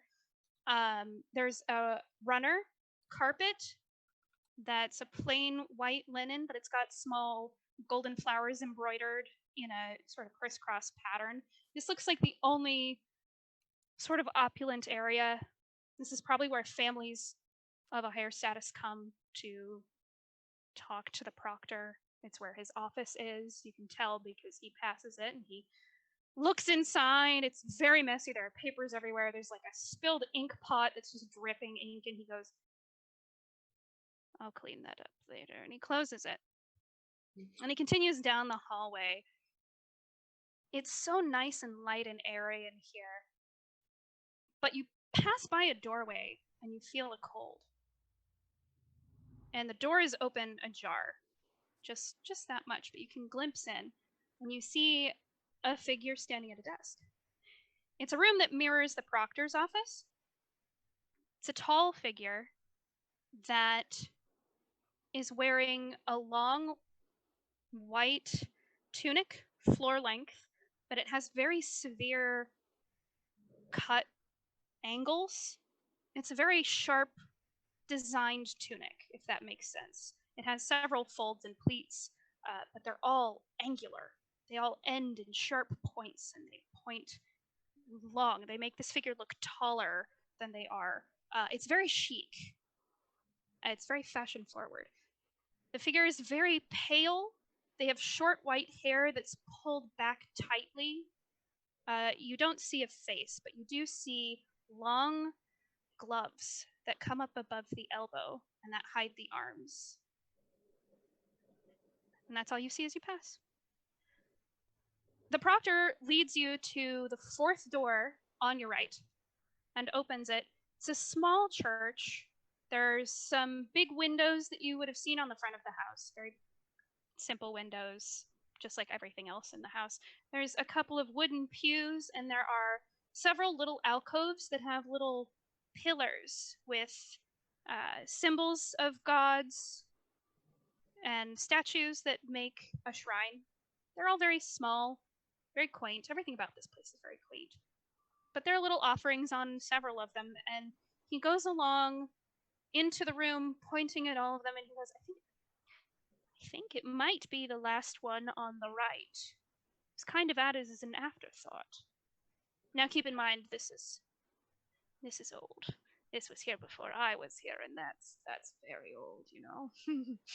But I think it's that one down there. If you need anything, however, let me know. That was my office. I'll be tending to that ink spill that I left, or talking to Master Taravel if you need me. Thank you. Yes, anytime. I shouldn't be too long. No, of course. Yes. And he leaves you to it. You can go to the shrine. It's very uncluttered in here, very easy path to get to. You don't quite know what you're expecting, because Okra always comes to you in dreams as a mermaid, as a figurehead on a ship. She's always coming out of the woodwork, half flesh, half wood. But what you see instead on the pedestal is a carved statue made of lapis. The statue is of a long, wiggly creature. It's a Like long fish, like an eel? bigger. It has a frill along the top and along the bottom. And you've actually seen this before. In your dreams, or when you've been communicating with Okra recently, behind the figurehead, you see that long, dark shadow in the seaweed behind. Can I tell if this shadow is something that's there all of the time, or is it something that is being inspired by my presence? The shadow that you've seen when you've tried to commune with Okra has only shown up recently. It showed up for the first time back in Oasis, that last day, essentially, that you remember that you were in Oasis, when you followed that woman into the temple, and you communed with Okra, and you saw yourself submerged in this water with this forest of lily pads and their stems going from the floor all the way up to the surface of the water, and you saw that ship, that sunken ship with the figurehead. The figurehead is what you always saw whenever you communed with Okra, this beautiful woman, this half mermaid, coming out of the woodwork. But you did see, that was the first day you saw that shadow, and it was the day that she told you you were in danger, and you had to be careful. But you have seen this shadow a couple of times since, when you've communed with Okra. I'm going to kneel in front of the figure, close my eyes, and I begin to pray to Okra, and I ask, dear Okra, I ask that you step into this space. Thank you for guiding me, for protecting me. on this journey, as always.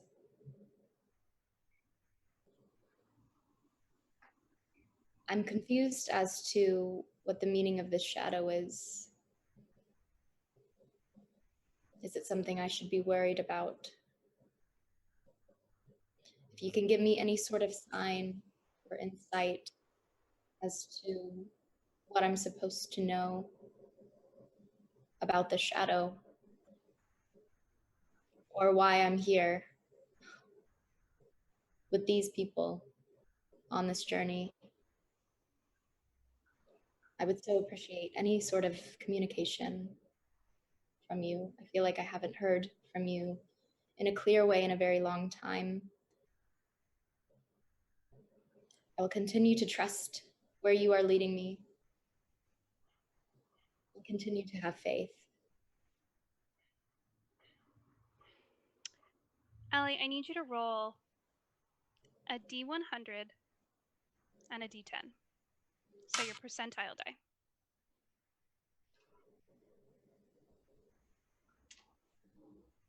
I don't know if I have a, oh wait, yes. This is D10, right? Mm-hmm.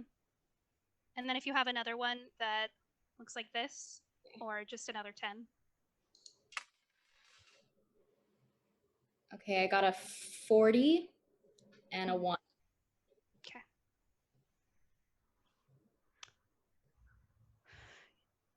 You feel her trying to reach out to you.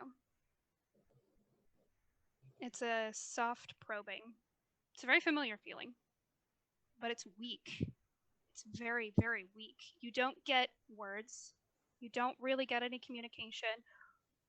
What you feel is the same presence you've always felt, which is comforting. But you also feel guilt. You feel remorse and a very simple idea is translated to you from this feeling. Guilt and remorse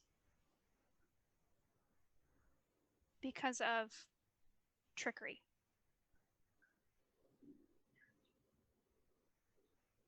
That's all you get. Okay. Do I have a feeling about what trickery it was that I committed that is making me feel this way? It wasn't something that you committed. It was Oh. something from Akra. Oh.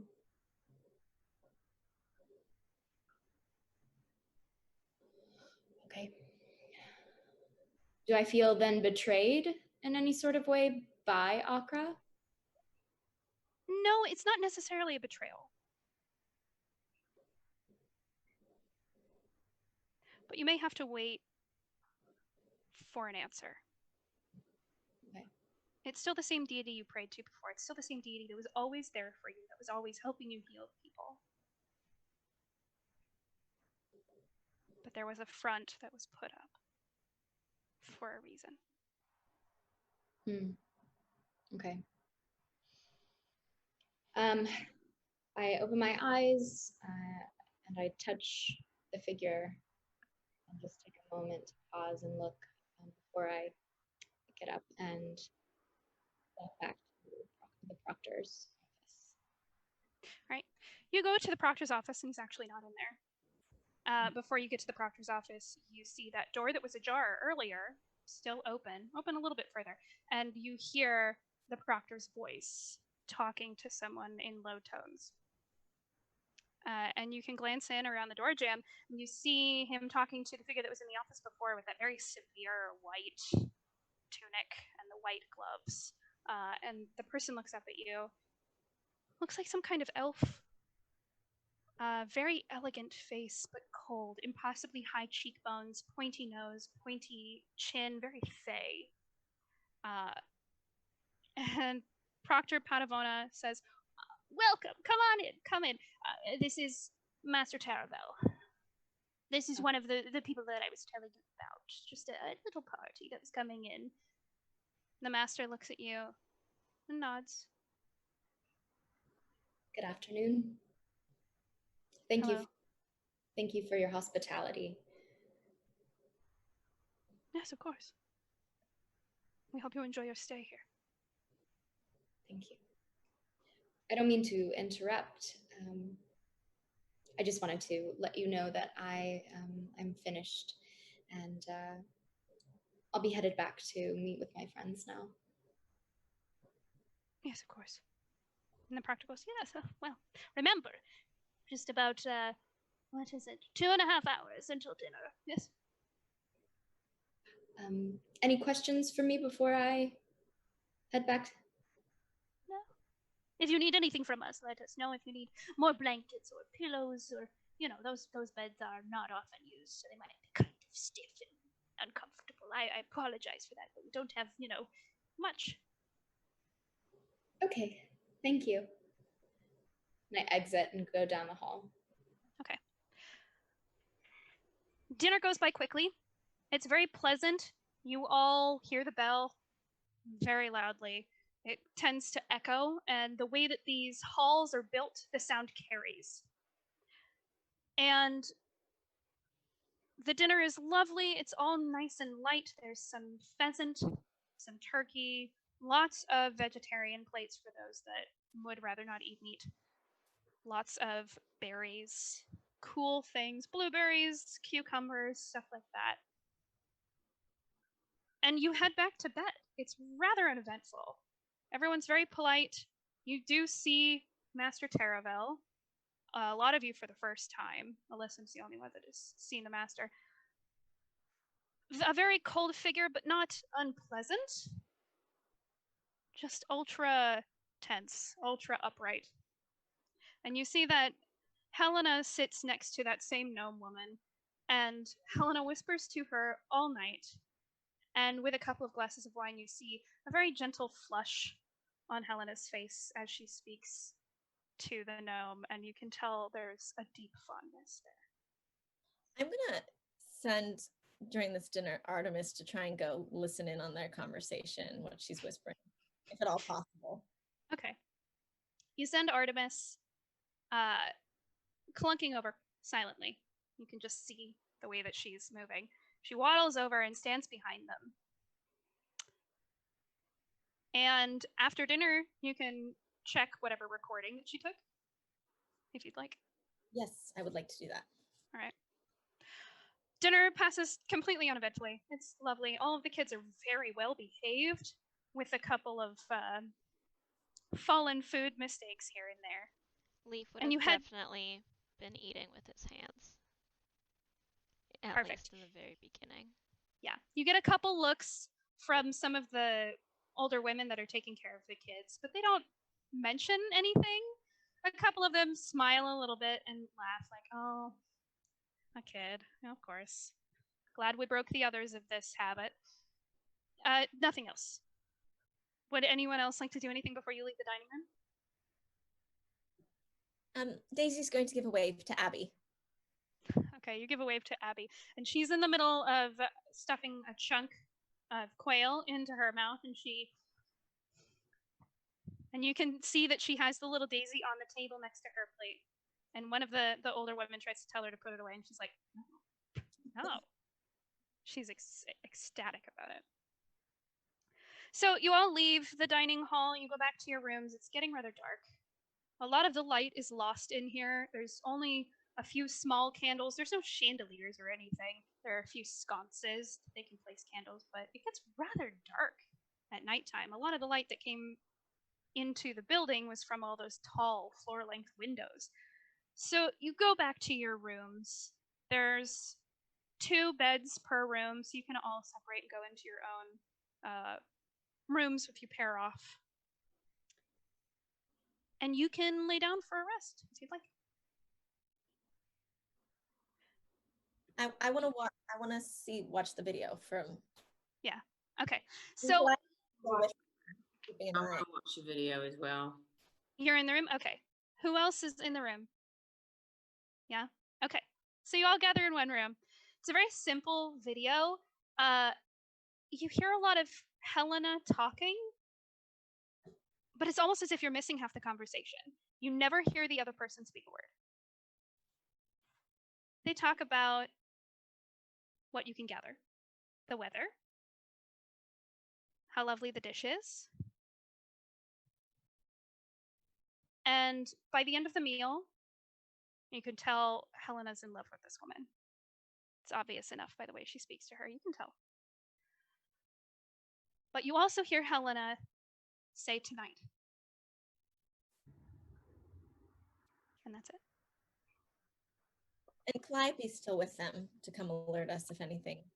If you left her with them, yes. Tonight what? What do we think tonight? She's going to die tonight. We have to stop her death. We have to take her out of a cycle. That's going to happen. We're here to basically do that, you know, with all these people we go astral projecting into. We have to stop them from dying so that they can then actually die just once and final. Yeah, So, but do you think that she knows she's gonna die tonight? she's going to try to do something. And then she's going to therefore die.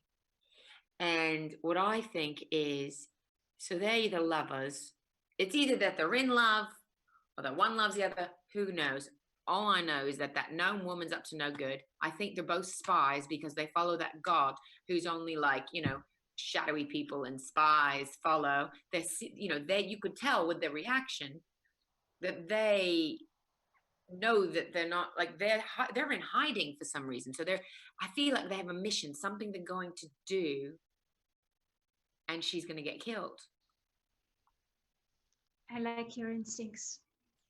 Yes, that sounds right.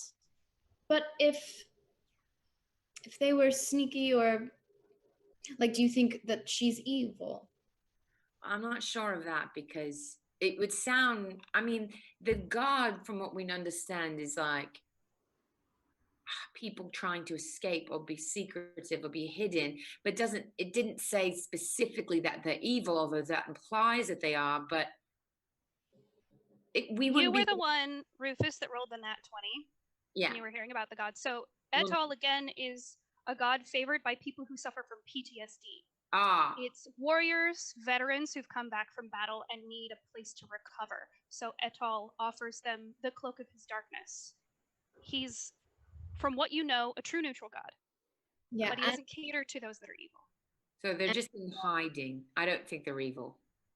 Mm-hmm. And I can't imagine that her name would be in the book of potential people to become feared if she wasn't right respectable. She's probably, you know, they're probably in hiding because either someone's trying to kill them, or they're having they had to run away for some reason. They're in hiding, and maybe, I hope we didn't cause them. But that would be too, like, Back to the Future, of like, we came to help them, but then we caused them to be found out, blah, blah, blah, blah. That would be very involved, but maybe, you know, hopefully we haven't caused them to be found out. Well, Helena did say that her family is not nice either, so maybe she's doing the same thing that I'm doing. You but know, tonight, where you go hide from people who might be after you.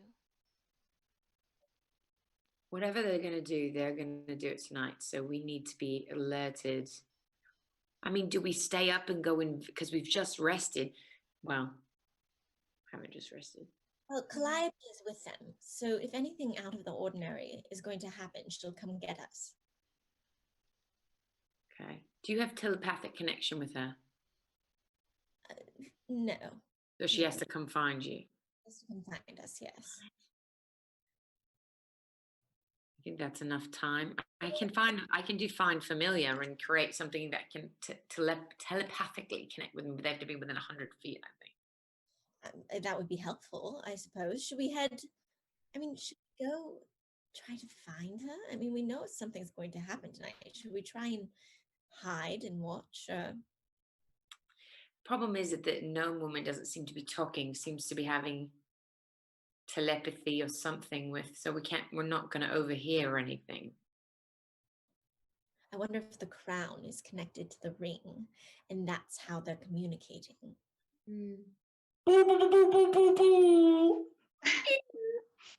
I feel like that's very smart. Maybe it's wrong, but I like it. If Um, someone wants to climb up on my back, perhaps Leaf and Rufus, I could go invisible, and you both would be invisible on me, because you're two and little. I And we could could go. also pass without trace us, That would be very handy as well. and that But might nothing would cover cover all of us. me. I wonder if we should stand guard. Where? And do we know where they're where Helena and the little gnome are? We don't. Are they still in? Are we all still in the cafeteria? Or are we? No, you're in your rooms. Room. Our room. We're watching the video. we could try to figure out where they are. We can go explore. Tell Calliope will fly back and tell us. But she doesn't know how to do that. Yeah, Calliope's with them right now. She'll only... Calliope does know if something happens to come and tell you. Mhm. Well, While you can't speak telepathically, you can, before she leaves you, communicate like very simple things like "go watch, come back," and Well, yeah, you've done this with her before. she knows to come if anything out of the ordinary happens. But maybe we should try to be nearby so it happens. We aren't far away, and the travel. Leaf, you're a druid.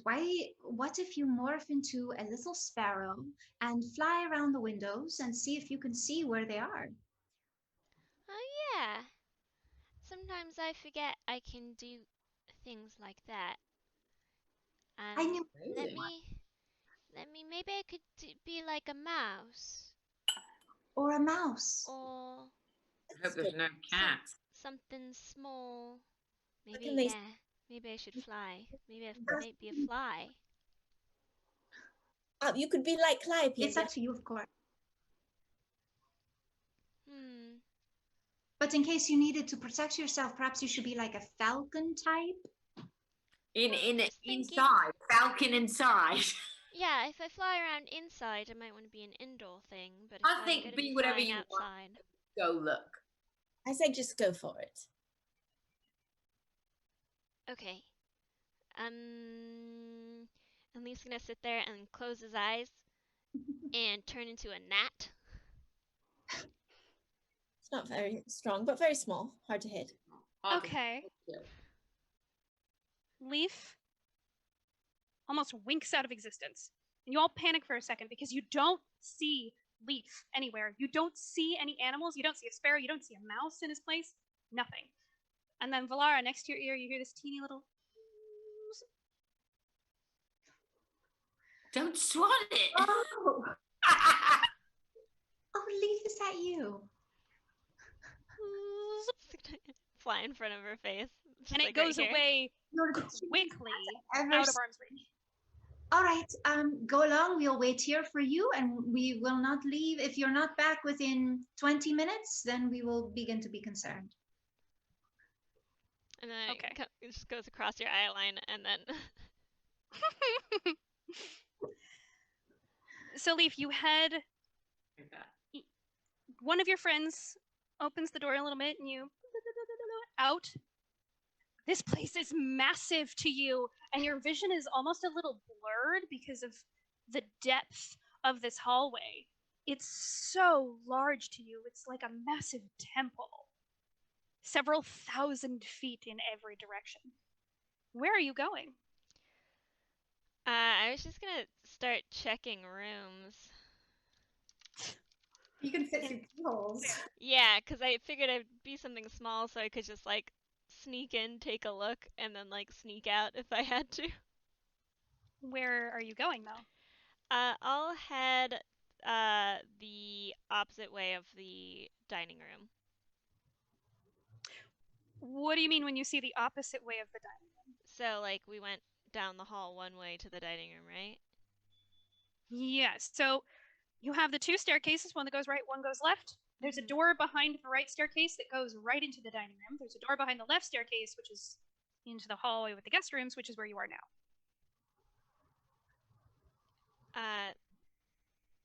I'll go up the other staircase then. Which Which staircase? Left or I- right? My brain is just not working. You're on the bottom floor. Yes. You are left staircase. You're at the door behind the left staircase. Mhm. That is where that hall is, where all the guest rooms are. And Okay. that's where you are. Then I'm gonna go up the staircase that the proctor came down when we first walked in. Okay, that's the right staircase. Yeah. You go up that right staircase. You flit underneath the first door. You see the sweet proctor. He has some kind of music playing, a magical little flute that is floating in the air, tooting on its own, playing a little song, and he's just fast asleep on his desk. It looks like he maybe tried to clean up some spilled ink. Didn't get very far. You go into the second room. I need you to make a perception check for me. Okay. I'm trying to find my stats as a gnat or as a fly. I think you might have your own perception when you wild shape. Usually I feel like you take on the beasts. Yeah, we should have made sure before you wild shape that this is something that actually has stats, because I could do a fly. sure, I'll let you do that. Black fly. Oh! Sorry, my dice just almost flew off of my desk. I guess what wisdom. Oh, weak 6. It's dark. It's dark in this room.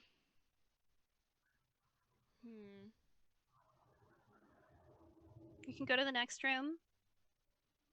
Looks like a little library. It's dark in here too. You can just get like the faintest image of things. You don't have dark vision as a fly, I don't think. Maybe you do. I don't know. I've never seen the stats for a fly. Whatever, regardless, you don't No. see anything in this room. You go into the fourth room in this hallway, the last door. I do have dark vision. You don't Well- see anything either way. Okay, that's fine. It doesn't matter. The last room is a shrine. You see a couple of small votive candles that have been lit. Nobody. Then I'm going to go up, leave and go the other way. It takes you a while. You are very small, and you travel very slow. Does a fly have a speed stat? 20 feet. Okay. Also, I realized that I don't know if I can turn into something flying yet. You are level 8. Oh. Regardless, for story, or 7. You're level 7. That's right. Yeah. For story, it's fine. You Could won't be just able to do fly. anything like this in battle. That's fine. We'd have to check, but just for story, I don't care. I'm the DM. I make the rules. True. Throw it out the window. I'm in charge here. All powerful being. You can do this. I don't care. Cool. You head up the left staircase. Mm-hmm. There's lots of doors down here.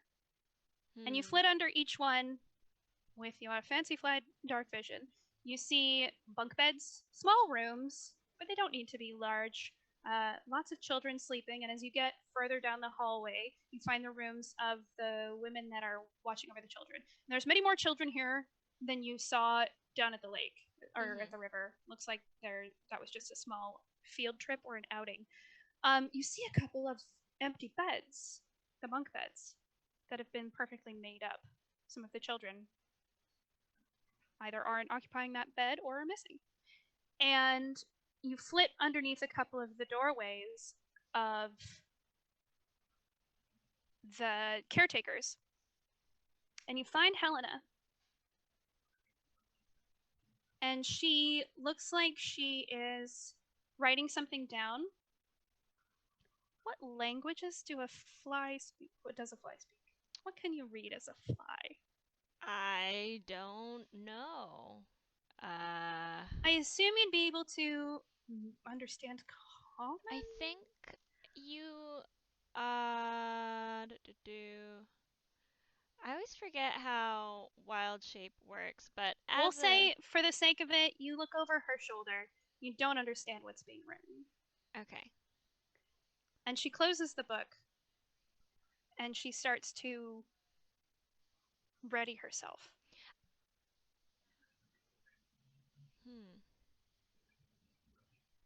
You see from underneath her bed, she pulls a massive greatsword. And it has a very soft, faint white glow to it. Very faint. I'm just watching. You're just gonna stay there and watch? Yeah, I don't know what's about to happen. Okay. She puts on a dark cape. She blows out the only candle in her room. And she leaves. Oh, I'm gonna follow her. Silent. You notice she's not making any noise. Like she's trained to do this. Does She shuts the door. start coming to us? Calliope. Hang on. She enters the hallway and quickly goes down the stairs. You don't see the gnome woman with her. As she goes to the doorway, from her hood, you see the spectral figure of Calliope zip up. She's been hiding in the hood. She pops up and she flits down the hallway to where your doors are, where the bedrooms are, and she disappears. And you see Helena open the front door just slightly, making absolutely no sound. She disappears and shuts it behind her. In the room, you're all sitting on a bed, talking, murmuring to each other, when you hear a little on your door. And Daisy, you recognize this little tapping as Calliope. Calliope, you're back. All right, something's happening. Lead us to where she is. Everyone, get ready. You open the door. Calliope makes little sounds to you, not communicating anything specific, but she zips back out down the hallway, and you can all follow her very easily.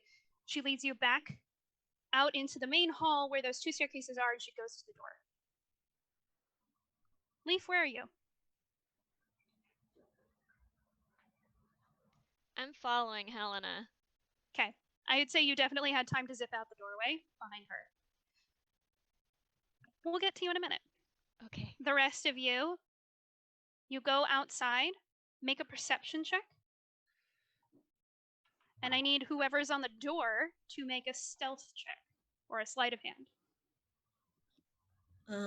I guess Daisy would probably be on the door. Okay. I'm a 17. 30, 20. Oh, nice. 15. 15. 15 for my sleight of hand. And what was the other one? Perception? Stealth. Or yes, perception, sorry. It's just a 7 for perception. Okay. Those who rolled above a 15 for perception, you see a dark figure disappearing down the gravel path that goes straight. This is not the path that went back towards the incline and towards the river. This is somewhere else. This is going, it looks like sort of towards the main road, but you see this figure receding into the darkness. And with your sleight of hand check, it's good enough. You don't make a sound as the door closes behind you. Leaf, you are following Helena down this path. Make a perception check.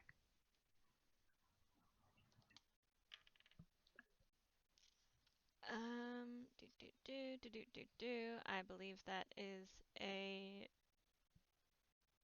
12. It's dark. You're just following her, hoping you can keep up. She's getting ahead of you because she takes exceptionally large strides. Exceptionally large. She's walking twice as fast as you right now. Then maybe I'll try to fall back and change into something a little faster. How many times can you use wild shape? Twice per short rest. Okay. Have you checked the CR rating if there's anything faster? I have not yet. Okay. We'll come back to you in a second then. Make sure you have a list of animals and CR ratings that you can change into and have their stats ready just in case. Everyone else, you managed to follow her. She's much faster than you. You do keep within sight, but just barely. And after about a 5-minute walk, you lose her. You know that she's in the darkness ahead of you.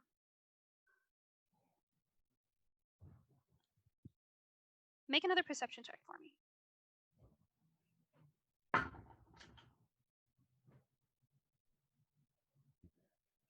7. 12. 16. 11. What was that, Allie? 7? 11. 11.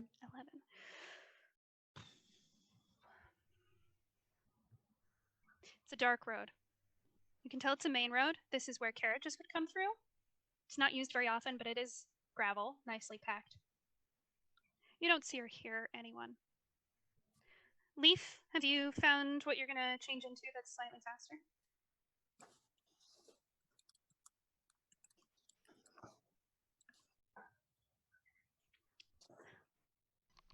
Yep. Okay. What is it? I'm gonna turn into a cat. It's 40 feet. Perfect. Just a little black cat on the side of the road. Just like, Okay. or as far behind as I can. Without So the making road it too is obvious. lined by trees, so you can have pretty good cover if you want, especially as a little black cat. And if you dash several times, you can catch up to her, actually, Yeah, with I your would speed, like but to do that. just barely. The woman is walking so fast, but you just barely catch up to her. Okay. And you see her stop in the middle of the road and take in her surroundings for a second, and then she veers off to the left, like she's looking for cover. And you look ahead and you've realized you've come to a fork in the roads. It's a 4-way stop. And it's a large open space. It's a big clearing. It's like 110 feet by 80 feet. And there's some trees dappled in this area, but largely it's a massive crossroads. It's dead silent. Can I try to paw an arrow in the dirt? The direction that she went. Make a performance check. I don't know what that would be as a cat. As an artist, let's see how articulated your little cat paws are to make an arrow. Performance, that's charisma, right? Yes. That would be that'd be a 13. Would it be dex? Or I guess it would be charisma performance. Yeah, performance is charisma. You manage to paw the gravel. Okay. Yep. Just kind of a shape. You're still quite a ways ahead of everyone else. What would you like to do, Leaf? I don't want to lose her, but as a cat, I do have a keen sense of smell. So maybe I'll hang back till everyone gets there. Hang back where? At the fork. It's a crossroads. Oh, it's a crossroads. A 4-way stop at crossroads. At the crossroads, then. Where at the crossroads? This is, again, a massive space. It's about 110 feet by 80. But I know she went to the left, right? Into the woods, yeah. Into the woods. Oh, she went left into the woods? I'll just stand at the corner from where they would be coming from. Does that make sense? It's like if we're in this massive crossroads, I'll just stay towards the end of the path. So you're going ahead of her? No. Oh, because she's staying there, right? So you're on a path. Yes. Ahead of you is the crossroads. Yes. She went into the woods right next to the path. Yes. Then I'm gonna So wait. you would have to go ahead of her to go to the crossroads. Oh, then no, I'm not gonna be at. Sorry, I thought she made the left at the crossroads, so I'm just gonna hang on the path, where right where she had ducked off. Okay, so you're just sitting on the path. Okay. The rest of you, it takes you a couple of minutes, but you do come up the road, and you see a little black cat sitting on the side of the road, and up ahead of you, not too far, you see a crossroads. Alara down and calls the kitty toward her. Well, as soon as Leaf sees you, he's gonna, in cat form, gallop towards you and like. Who's your good kitty? Are you all still trying to stealth? Oh, were we ever? You did roll a stealth check, yeah. Oh, I Or thought we were perception. perception Are you check. okay? Sorry, I misunderstood. Are you trying to stealth? Not when I see a cat. Okay. I guess we are. I mean, we could also go invisible like we did last time. That seemed to work. I think we're trying to be quiet, though. We aren't trying to be loud. Sure, so- we can stealth. We can stealth. Should we roll a stealth check? No. Oh, okay. You've So already told me you weren't trying to stealth. so I'm seeing this cat. We never had to roll before. Wait, we're not trying to stop? I said let's go invisible. But you What didn't go invisible. Path, why would we be going down this path loudly, though? I Fine. don't know. Why would you? It doesn't I- make. We didn't. We just never had to roll it. Kim did. I didn't. No. Slide. Kim rolled a sleight of hand to shut the door quietly. Mm-hmm. I think we would be. And then we were We'd be listening. quiet. There's- Invisible if we all want to go invisible. I think we should go invisible. Okay, well, you're deciding this now in the middle of the road. Yes. But we all like to And Valara, you see this cat, and you're overcome with the need to interact with this cat. Touch cat. Must touch cat. It's don't know very what cute. It's precious. Little. It's got You- enormous ears. Yeah, sweet baby. Allie, you start to create the spell to go invisible, but before you do, you notice movement on the side of the road. And from the shadows in the forest, you see a cloaked figure motioning you over quickly. me. Get over here! Elena's Now. All of you now, get over here! I go. We go over. Holding the little kitty that I'm like, and I look over and I'm like, oh, and I just bring the cat with me. She rips off her hood once you're in the darkness of the trees, and she looks around. She's nervous. You see her hair is a mess because she's not wearing that wrap anymore. Why are you here? Did you follow me? Yes, we followed you. I'm sorry. Why are you here? You are putting yourselves in so much danger and you don't even know it. Go back to the house. But we were worried about you. I didn't stutter, did I? Go back to the house. We're here to protect you. We can't. It's hard to explain. You We just- have no idea what you're in for. There is so much going on and you were just bundled right into it. We know. We know. We don't know what we're expecting, but we know we're in for a lot of danger, and we're here to protect you. We want to You help. have no Let us. idea what you are in for. But it's too late. Get down. Be quiet. You want us to go invisible because we've She not- crouches and pulls you down immediately, Rufus, as you are talking. She looks at you all and she says, "There's no time. I cannot explain the full details to you. Children are going missing, and I'm here to investigate that. Are you happy? Not happy. Now be just- quiet and stay here." And she goes towards a tree that's near the edge of the road. And you see what she had seen. There's a figure walking up the road. And Alyssum, you recognize this figure pretty quickly. And the rest of you do eventually. It's Master Taravel. They walk to the center of the crossroads. Everybody make a religion check real quick for me. 4. 21. 10. 7. Okay, 21.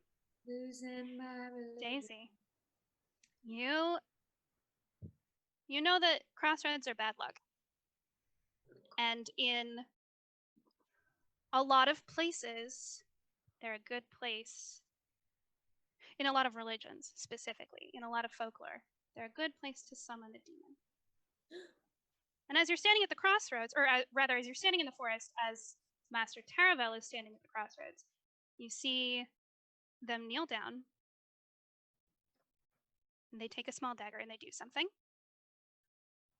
and touch their hand to the center of the crossroads, and a portal appears. And out steps a hag. No, no, no. I hide the black cat. Okay. The hag and Master Taravel start conversing. And you see Helena start to creep around a tree as if she is about to engage in battle. What would you like to do? You all have one action that you can do. Bring the cat and creep behind another tree. Okay. You use Leaf's action and your own action to creep behind a tree. Or something, but Can I use my action to try and flip out of Valara's arms? Sure. Valara, you're going to make a strength check. And Leaf, you're going to make a dex check. This will be a real quick contended check. Strength. I rolled a nat 20. Oh! So you are agile. Yeah, the cat freaks out, wiggles out of your grasp, like right underneath. Gone. Leaf, with that nat 20, I'll let you do something else. What would you like to do? I think I'm just gonna drop wild shape. Okay. You see the cat start to go around the tree that you're hiding behind, and you see it pop and turn into Leaf, and Leaf disappears around the tree. Daisy, do you have an action? What would you like to do? I'm going to try and just like sneak a little closer to Helena, Okay. You get within about 10 feet of Helena. just to have her back a little bit. Cool. Rufus, what would you like to do? You have anything? I go invisible. Sure, you can go invisible. I can take other people with me. Right now, you have one action. You don't really have the time to communicate. I mean, Also if I stealthing. makes other people invisible, I can't. Okay. It's Then a willing just- creature. Huh? It's a willing creature. So unless you Creature I talked about it touch. earlier, well, it has to be willing. I'm I willing. feel like they're willing. I'm willing. So this is a conversation you would have to have had earlier. What can I'll let you hurt? do it this time, even though you can't communicate right now. You reach out and you touch Alyssa. Okay, you both go invisible. Alyssa, what would you like to do? I'm going to Misty Step to the top of the nearest tree. Okay, I can have a bird's eye view. cool. You're about 30 feet in the air. The nearest tree, you're about 20 feet behind Helena. But you can see the crossroads really well. And you can see an exchange happening. So, Helena bursts from the foliage, pulling out her greatsword, ready for a fight. Master Taravel turns around, and in that instant, the hag disappears back into the portal, closes it behind herself, and Master Taravel lets out a yell. I need everyone to roll initiative. Da, da, da, da, da, da, da. That's Sorry. wrong, weird. Music. We don't have it. 18. Dun, dun, dun, dun, dun, dun, dun, dun. 18 for Daisy. Run, run, run, run, run, run. Thank you for this background music. Oh, I rolled a 17. 12. what? Sorry, Leaf. What is your Dex modifier? It is +3. Okay.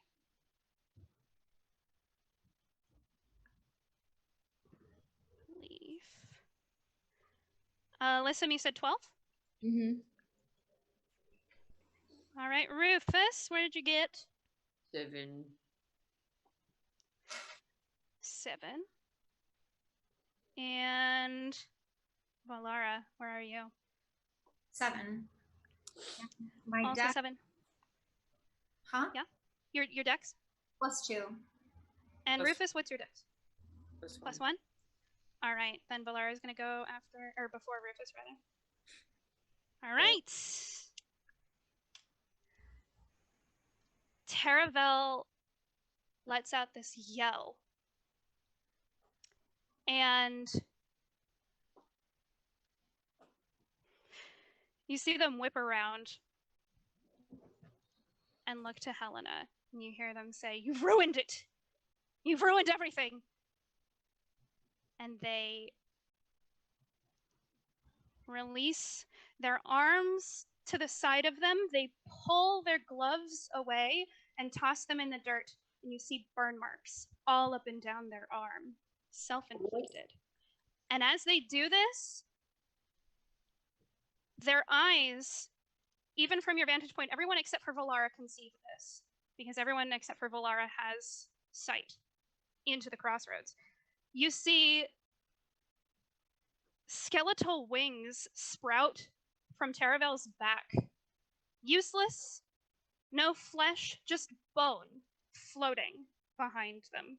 You see their eyes go inky black, and it starts to leak from the side of their eyes.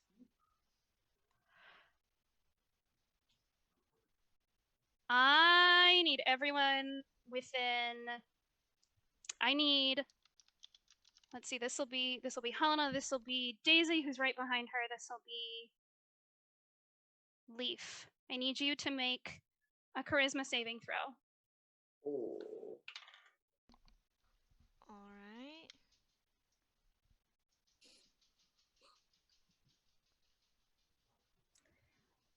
I'm going to give myself a flash of genius for that. So Okay. add that to it. So, Yeah. oh, Kim, what did you roll? I rolled a 17. Okay. Leaf. I rolled a natural 1. Okay. Leaf, as you look upon this figure, there's something so primally terrifying to you. You drop whatever you're holding, and your next turn is going to be running away. You are terrified. This is like every boogeyman you've ever heard about. You have to get away. Daisy, it's your turn. What would you like to do?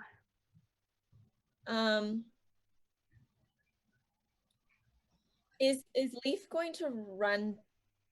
You don't know. Okay. It's not You my can't turn yet. tell that anything has happened to Leaf. You have no idea. Okay. I'm going to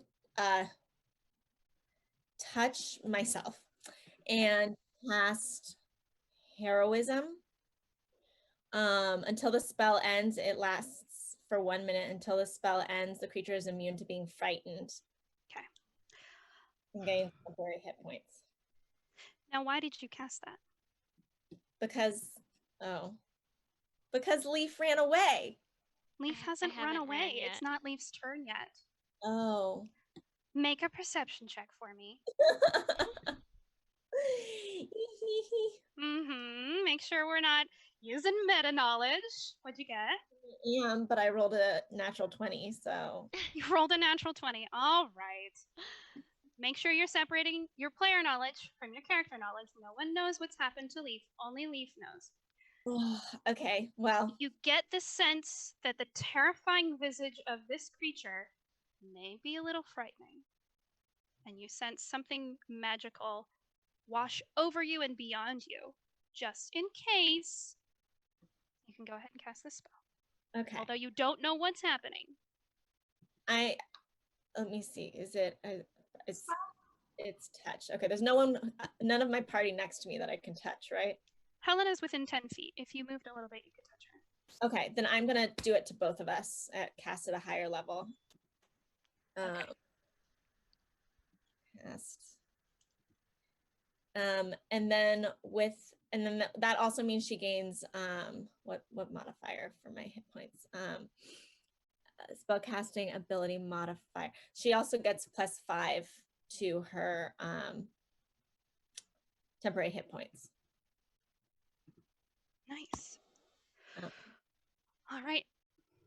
Anything else you'd like to do on your turn? With my bonus, I'm gonna send Artemis at this demon, scary creature. Okay. What's Artemis's speed? Artemis's speed is 40 feet. Yeah, you can get to them. Artemis You is- send Artemis to the creature. Mhm. Go ahead and roll a hit. Yeah, she's gonna attack. Mhm. That's cocked. Oh, good. 21. 21 will hit. Do your damage. 8. All right. And what exactly is Artemis doing? Artemis is just running at this spectral hippo, running at this demon and trying to like chomp at its legs. All right. So Artemis attempts to take a chunk out of the leg of Master Taravel, does a solid bite. Taravel yells out in pain, looking around, trying to find what it is that hurt them. They have no idea. I can't tell. All right, that is your turn. Leaf, you must use your action to run away. Yep. Your full Dash speed. Yep. Yeah, so Leaf is just gonna turn tail and book it into. I don't know. If he's facing the crossroads? Would he be running just like deeper into the forest, or down You towards the path? can actually choose where you go. The only thing is you can't willingly move closer to Master Taravel. You can go wherever you want, just not closer. I think he'd just run straight into the forest. Like Okay. not like parallel to the path, but like just Just turn a full 180 and go? Yep. All right. So you go your full dash deep into the forest. You're a kid. This is the scariest thing perhaps you've ever seen. Yeah. Scarier than the Bodak, which is saying a lot. Yeah. That thing was incredibly powerful.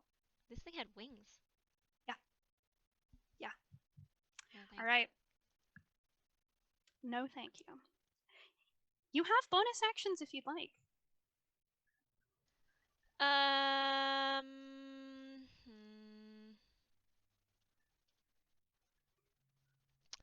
I mean, my only bonus action would be to hide. You can do that if you want. That's up to you. Yeah, let's run. Yeah. Let's run my 60 feet. I'm gonna run 60 feet, and then just duck behind a tree in a bush or whatever's nearby. Okay. You piece out of there. And you don't even need to roll a stealth check. You are so good at hiding. And you're terrified. You're also deep in the forest. I don't really think anything's here to see you. Helena charges forward. And she is going to take one giant swipe at Master Taravel. She's holding her beautiful greatsword in two hands. And the light of the moon is glancing off of it beautifully. She's going to roll to hit. Unfortunately, that will not hit Helena. But Helena,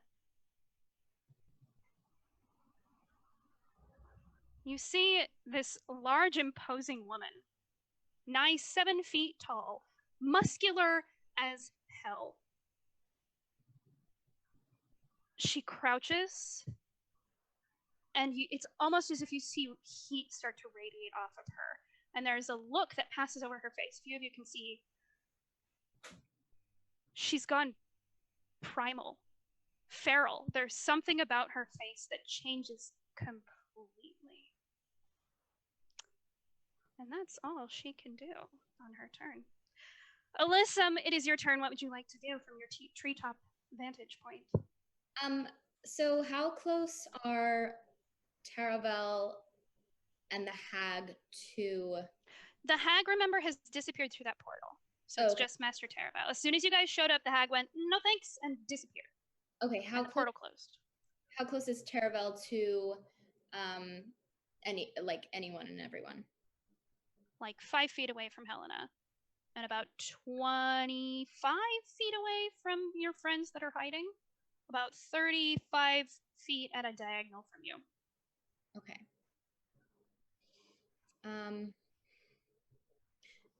And I get the sense from what I'm viewing take place that we are supposed to be in combat against Taravel. You see that Helena is fighting Taravel. You don't know anything else. You can't see the rest of your friends. Even though I have... Oh, yeah. Wait, they're under the trees. Oh, right. Okay. Helena's the only one that's like left the tree cover. Okay. But we do know we're supposed to be saving Helena. You can probably assume. If Helena is one of the heroes that you were trying to save, then yeah. The cycle. Okay. All right. I will then cast my spiritual weapon and send it over to the opposite side of Taravel, like on, not on the side that Helena is standing, to kind of like his back. And again, it's that like ring of swirling light. It's a blue, like electric blue kind of light, and I cast it behind him towards back. All right. And I believe once you cast it, you can then use it to attack. Yeah. So if you'd like to attack him from the back, you can.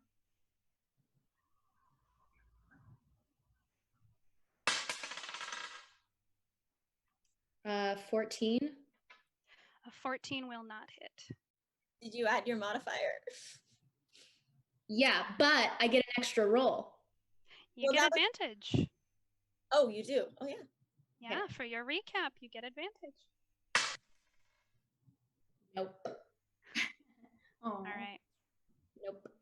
But you have successfully cast this spiritual weapon behind Taravel. Okay. You also Any have bonus action? That's a bonus. So that is a bonus. You have your full action. What's a bonus? Oh, that's your spiritual weapon is a bonus. So you still have your full action if you'd like to do something else. Okay. Then I'll take my crossbow and try to hit him with that. All right. Bad dice. Oh no. It was a 9, so. A 9 will not hit, unfortunately. Yes. All right. It is now Valara's turn. Valara, you are hidden behind a tree. What would you like to do? So I'm trying to visualize this in my head. So everyone but Helena is in the woods near me, but Leaf is 60 feet away. You are still behind a tree. All that you know is you saw Leaf run by you quickly. That's all you know. You're behind a tree. You don't know. But like I don't know that. The last time you saw everyone, they were ahead of you in the forest. How far? The last time you saw them, they were about 15 feet away. Okay. 15 or 10, depending on who you're looking at. Okay. Sorry, I was just imagining that I was like behind the tree, but looking at what's going on. Like, I don't think I would have missed. You would have had to have told me that because you said you hid behind a tree. And that means you're going into hiding behind it. You're not peeking around it. That's something different. So that would be the difference between like full cover and half cover. Okay. So for future reference, just say half cover or full cover. Which one? So you would have to say like, I'm going behind the tree, but I'm going to like make sure I can look around it. Okay. All right. Well, I look around the tree, and Okay. do I see any of my friends? You see Rufus within about 10 feet of you. You don't see Alyssum. You don't see Leaf because you know Leaf ran away. And, sorry, yeah, Rufus is 10 feet, and Daisy's about 15 feet. You Okay. don't see Helena. Okay. And do I see anything going on in the crossroads? Like, can I see Taravel? You're a little bit further into the forest right here. You can't see the crossroads from where you're at. You're going to have to move. Do I hear anything? I mean, not really. You heard Tarava yell. Okay. All right, I'm gonna move forward to. No, I'm not gonna move forward yet. So I'm gonna cast. I saw a leaf dart by me. So I'm going to cast Counter Charm. So during that time, you and any friendly creatures within 30 feet that can hear you gain advantage on saving throws against being frightened or charmed. Okay, Leaf is 60 feet away from you. Right, so it's too late for him, but for. Okay, But so for what's the duration of this? 30? The duration? Oh, it doesn't say. It's an action that I have. It just says counter charm. As an action, you can perform until the end of my next turn. Until the end of your next turn. Okay. All right. Anything else you'd like to do? Any bonus actions? I also remember. I'm gonna move forward and peek. I'm still gonna try to stay in tree cover until I can see the. I would like to be able to see the crossroads, but stay partially hidden. Okay. Remember again, player knowledge and character knowledge. You don't know that anyone's been frightened. All you know is that Leaf was running. So just remember. I wouldn't. Nobody knows anything about being frightened. Okay. Because fear is something specific, like a lot of spells, like disease. You have to actively do something to find out what's happening. Okay. So you wouldn't know just by seeing Leaf run that he's been frightened. You wouldn't know that that's a thing that this creature can do. Okay. Just for future reference. Okay. Anything else you'd like to do? Nope, that's it. All right, Rufus, it's your turn. What would you like to do? Okay, one quick a question about my first attempt, and if that doesn't work, I know what I'm going to do after that. I want to try to put him to sleep. Okay, and my range is, it says 90 feet 90 feet to 20-foot sphere, but I'm wondering, does this put everyone to sleep? That's in that sphere. Mm-hmm. The thing is I could then use my bonus to slap one of them awake. But who's in that sphere with him? You're a little bit further up, so you can see the crossroads. You're about 10 feet up, about 20 feet away from the crossroads. You can see it would hit Helena. Fine, because she's not going to die. Okay. Listen. So I guess I'm going to cast this magical slumber, and I have to roll 5d8 to tell me how many hit points of creatures the spell can affect, and they have to have equal to or less than 17 hit points. Yeah, it doesn't affect either of them. Oh! Wait, guess what I am? I'm fucking lucky. That's not, no. What? So you're rolling 17 hit points. They have to have that or less. Right. Can I just use lucky to re-roll? But Kellen, sleep is better when they're like low on hit points. You can do whatever you want. If you want to re-roll, you can re-roll. You can spend a lucky point. Never mind. We have like 20 seconds left of this. So I can't do that. I did it. It didn't work. The end. That's my move. All right. Okie dokie. It's Taravel's turn. Taravel sidesteps Helena. Unfortunately, Helena doesn't have any reactions. Okay. You see Taravel begin to glow. And Taravel steps towards the edge of the forest where all of these spells have been cast at him. I need everyone within the forest. That's going to be Daisy, Rufus, Valara, who can now see him because he's at the edge of the crossroads right in front of you guys. Not in the forest, but right in front. Alyssa. Everyone but Leaf. I need you to make a con saving throw.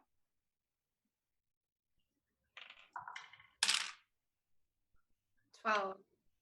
Is this from being frightened or? You have no idea. Okay. You're not going to know that. I know, but I'm immune because of my spell. Okay. You can know that. Okay. Con saving. 18. 3. Sorry. So, Daisy, you got 18. and Valara, you got 12. okay. So just so I'm clear, so because I didn't know anything about Leaf being scared, did I not cast Counter Charm? I would let you do it this time, but again, you don't know that fear is a part of this. The player does. Valara has no idea that fear has been cast. So I wouldn't. Does that affect us? That she So cast it. So I wouldn't have cast it then, right? No, I would have let you do it. This one time. I'm just reminding you guys, player knowledge and character knowledge are separate. So next time we're not allowed to. Yeah, So you what does wouldn't that know, like, if someone gets diseased, the player will know. Characters will not. Yeah, That's a yeah. specific No, I get that. I'm just saying for right now, do I, Valara, know that there is fear going on because you allowed me to cast counter spell No. this time? You don't know. I'm just letting you cast it as like a reflex. The same way I let Daisy cast her spell. Okay. How did it affect us? It didn't affect you. It did. It You said affected Leaf. Is this a charm? Hang on, guys. I need to know what you rolled. So, 20. Daisy, you rolled 18. 18. Valara, you rolled a 12. Yeah, yeah. And Rufus, what did you roll? 8, but I thought you said he ran past, so he wasn't affected, and we were, because we were standing there. No one was affected by fear except for Rufus. Or not No, Rufus. I Or meant- Leaf. I meant her Leaf is- counterspell. You are affected by counterspell, yes. Right. Right How now. does that affect me is what I was asking. It gives you advantage on fear spells or fear saves, correct? Fear and charm saves. Yeah. Okay. I rolled an 8. That's why I'm wondering. Okay. This is not charm. That's meta knowledge. I'm not going to make it a habit of telling you guys what I'm casting, but it's not charm, okay? Just so you know. And Alyssa, what did you roll? 23. 23. All right. Valara and Rufus, you are making direct eye contact with Taravel. Taravel explodes in a burst of light. It dissipates from their body, and it fills your eyes. A bright light. And you blink, and you blink, and you blink. But you cannot see. You can both write down on your character sheets that you've been blinded. And I'm going to tell you what that means later on. I'm going to give you some info off screen. But Daisy and Alyssa, you see your friends stagger, and you see them looking around, blinking heavily. I thought I But can't that's- see anyone except for. I thought I can't see anyone except for Taravel. No, you're right. Yeah. So I guess it's just Daisy. Daisy, you look at your two friends, and you see them blinking, and they're looking around and stumbling a little bit, and you see the same thing happening to Helena out in the crossroads on the other side of Taravel. And this is where we're going to end the episode. Oh no. Oh, goodness. Mid battle. So, mid-battle, join us next time when we continue this battle with 3 blinded characters. Yes. Oh no. Oh no. 3 3 characters. blinded characters. All right. Tuning in, everyone. Thanks for joining. See you next week. We love you. See you next Wednesday. Pray for us.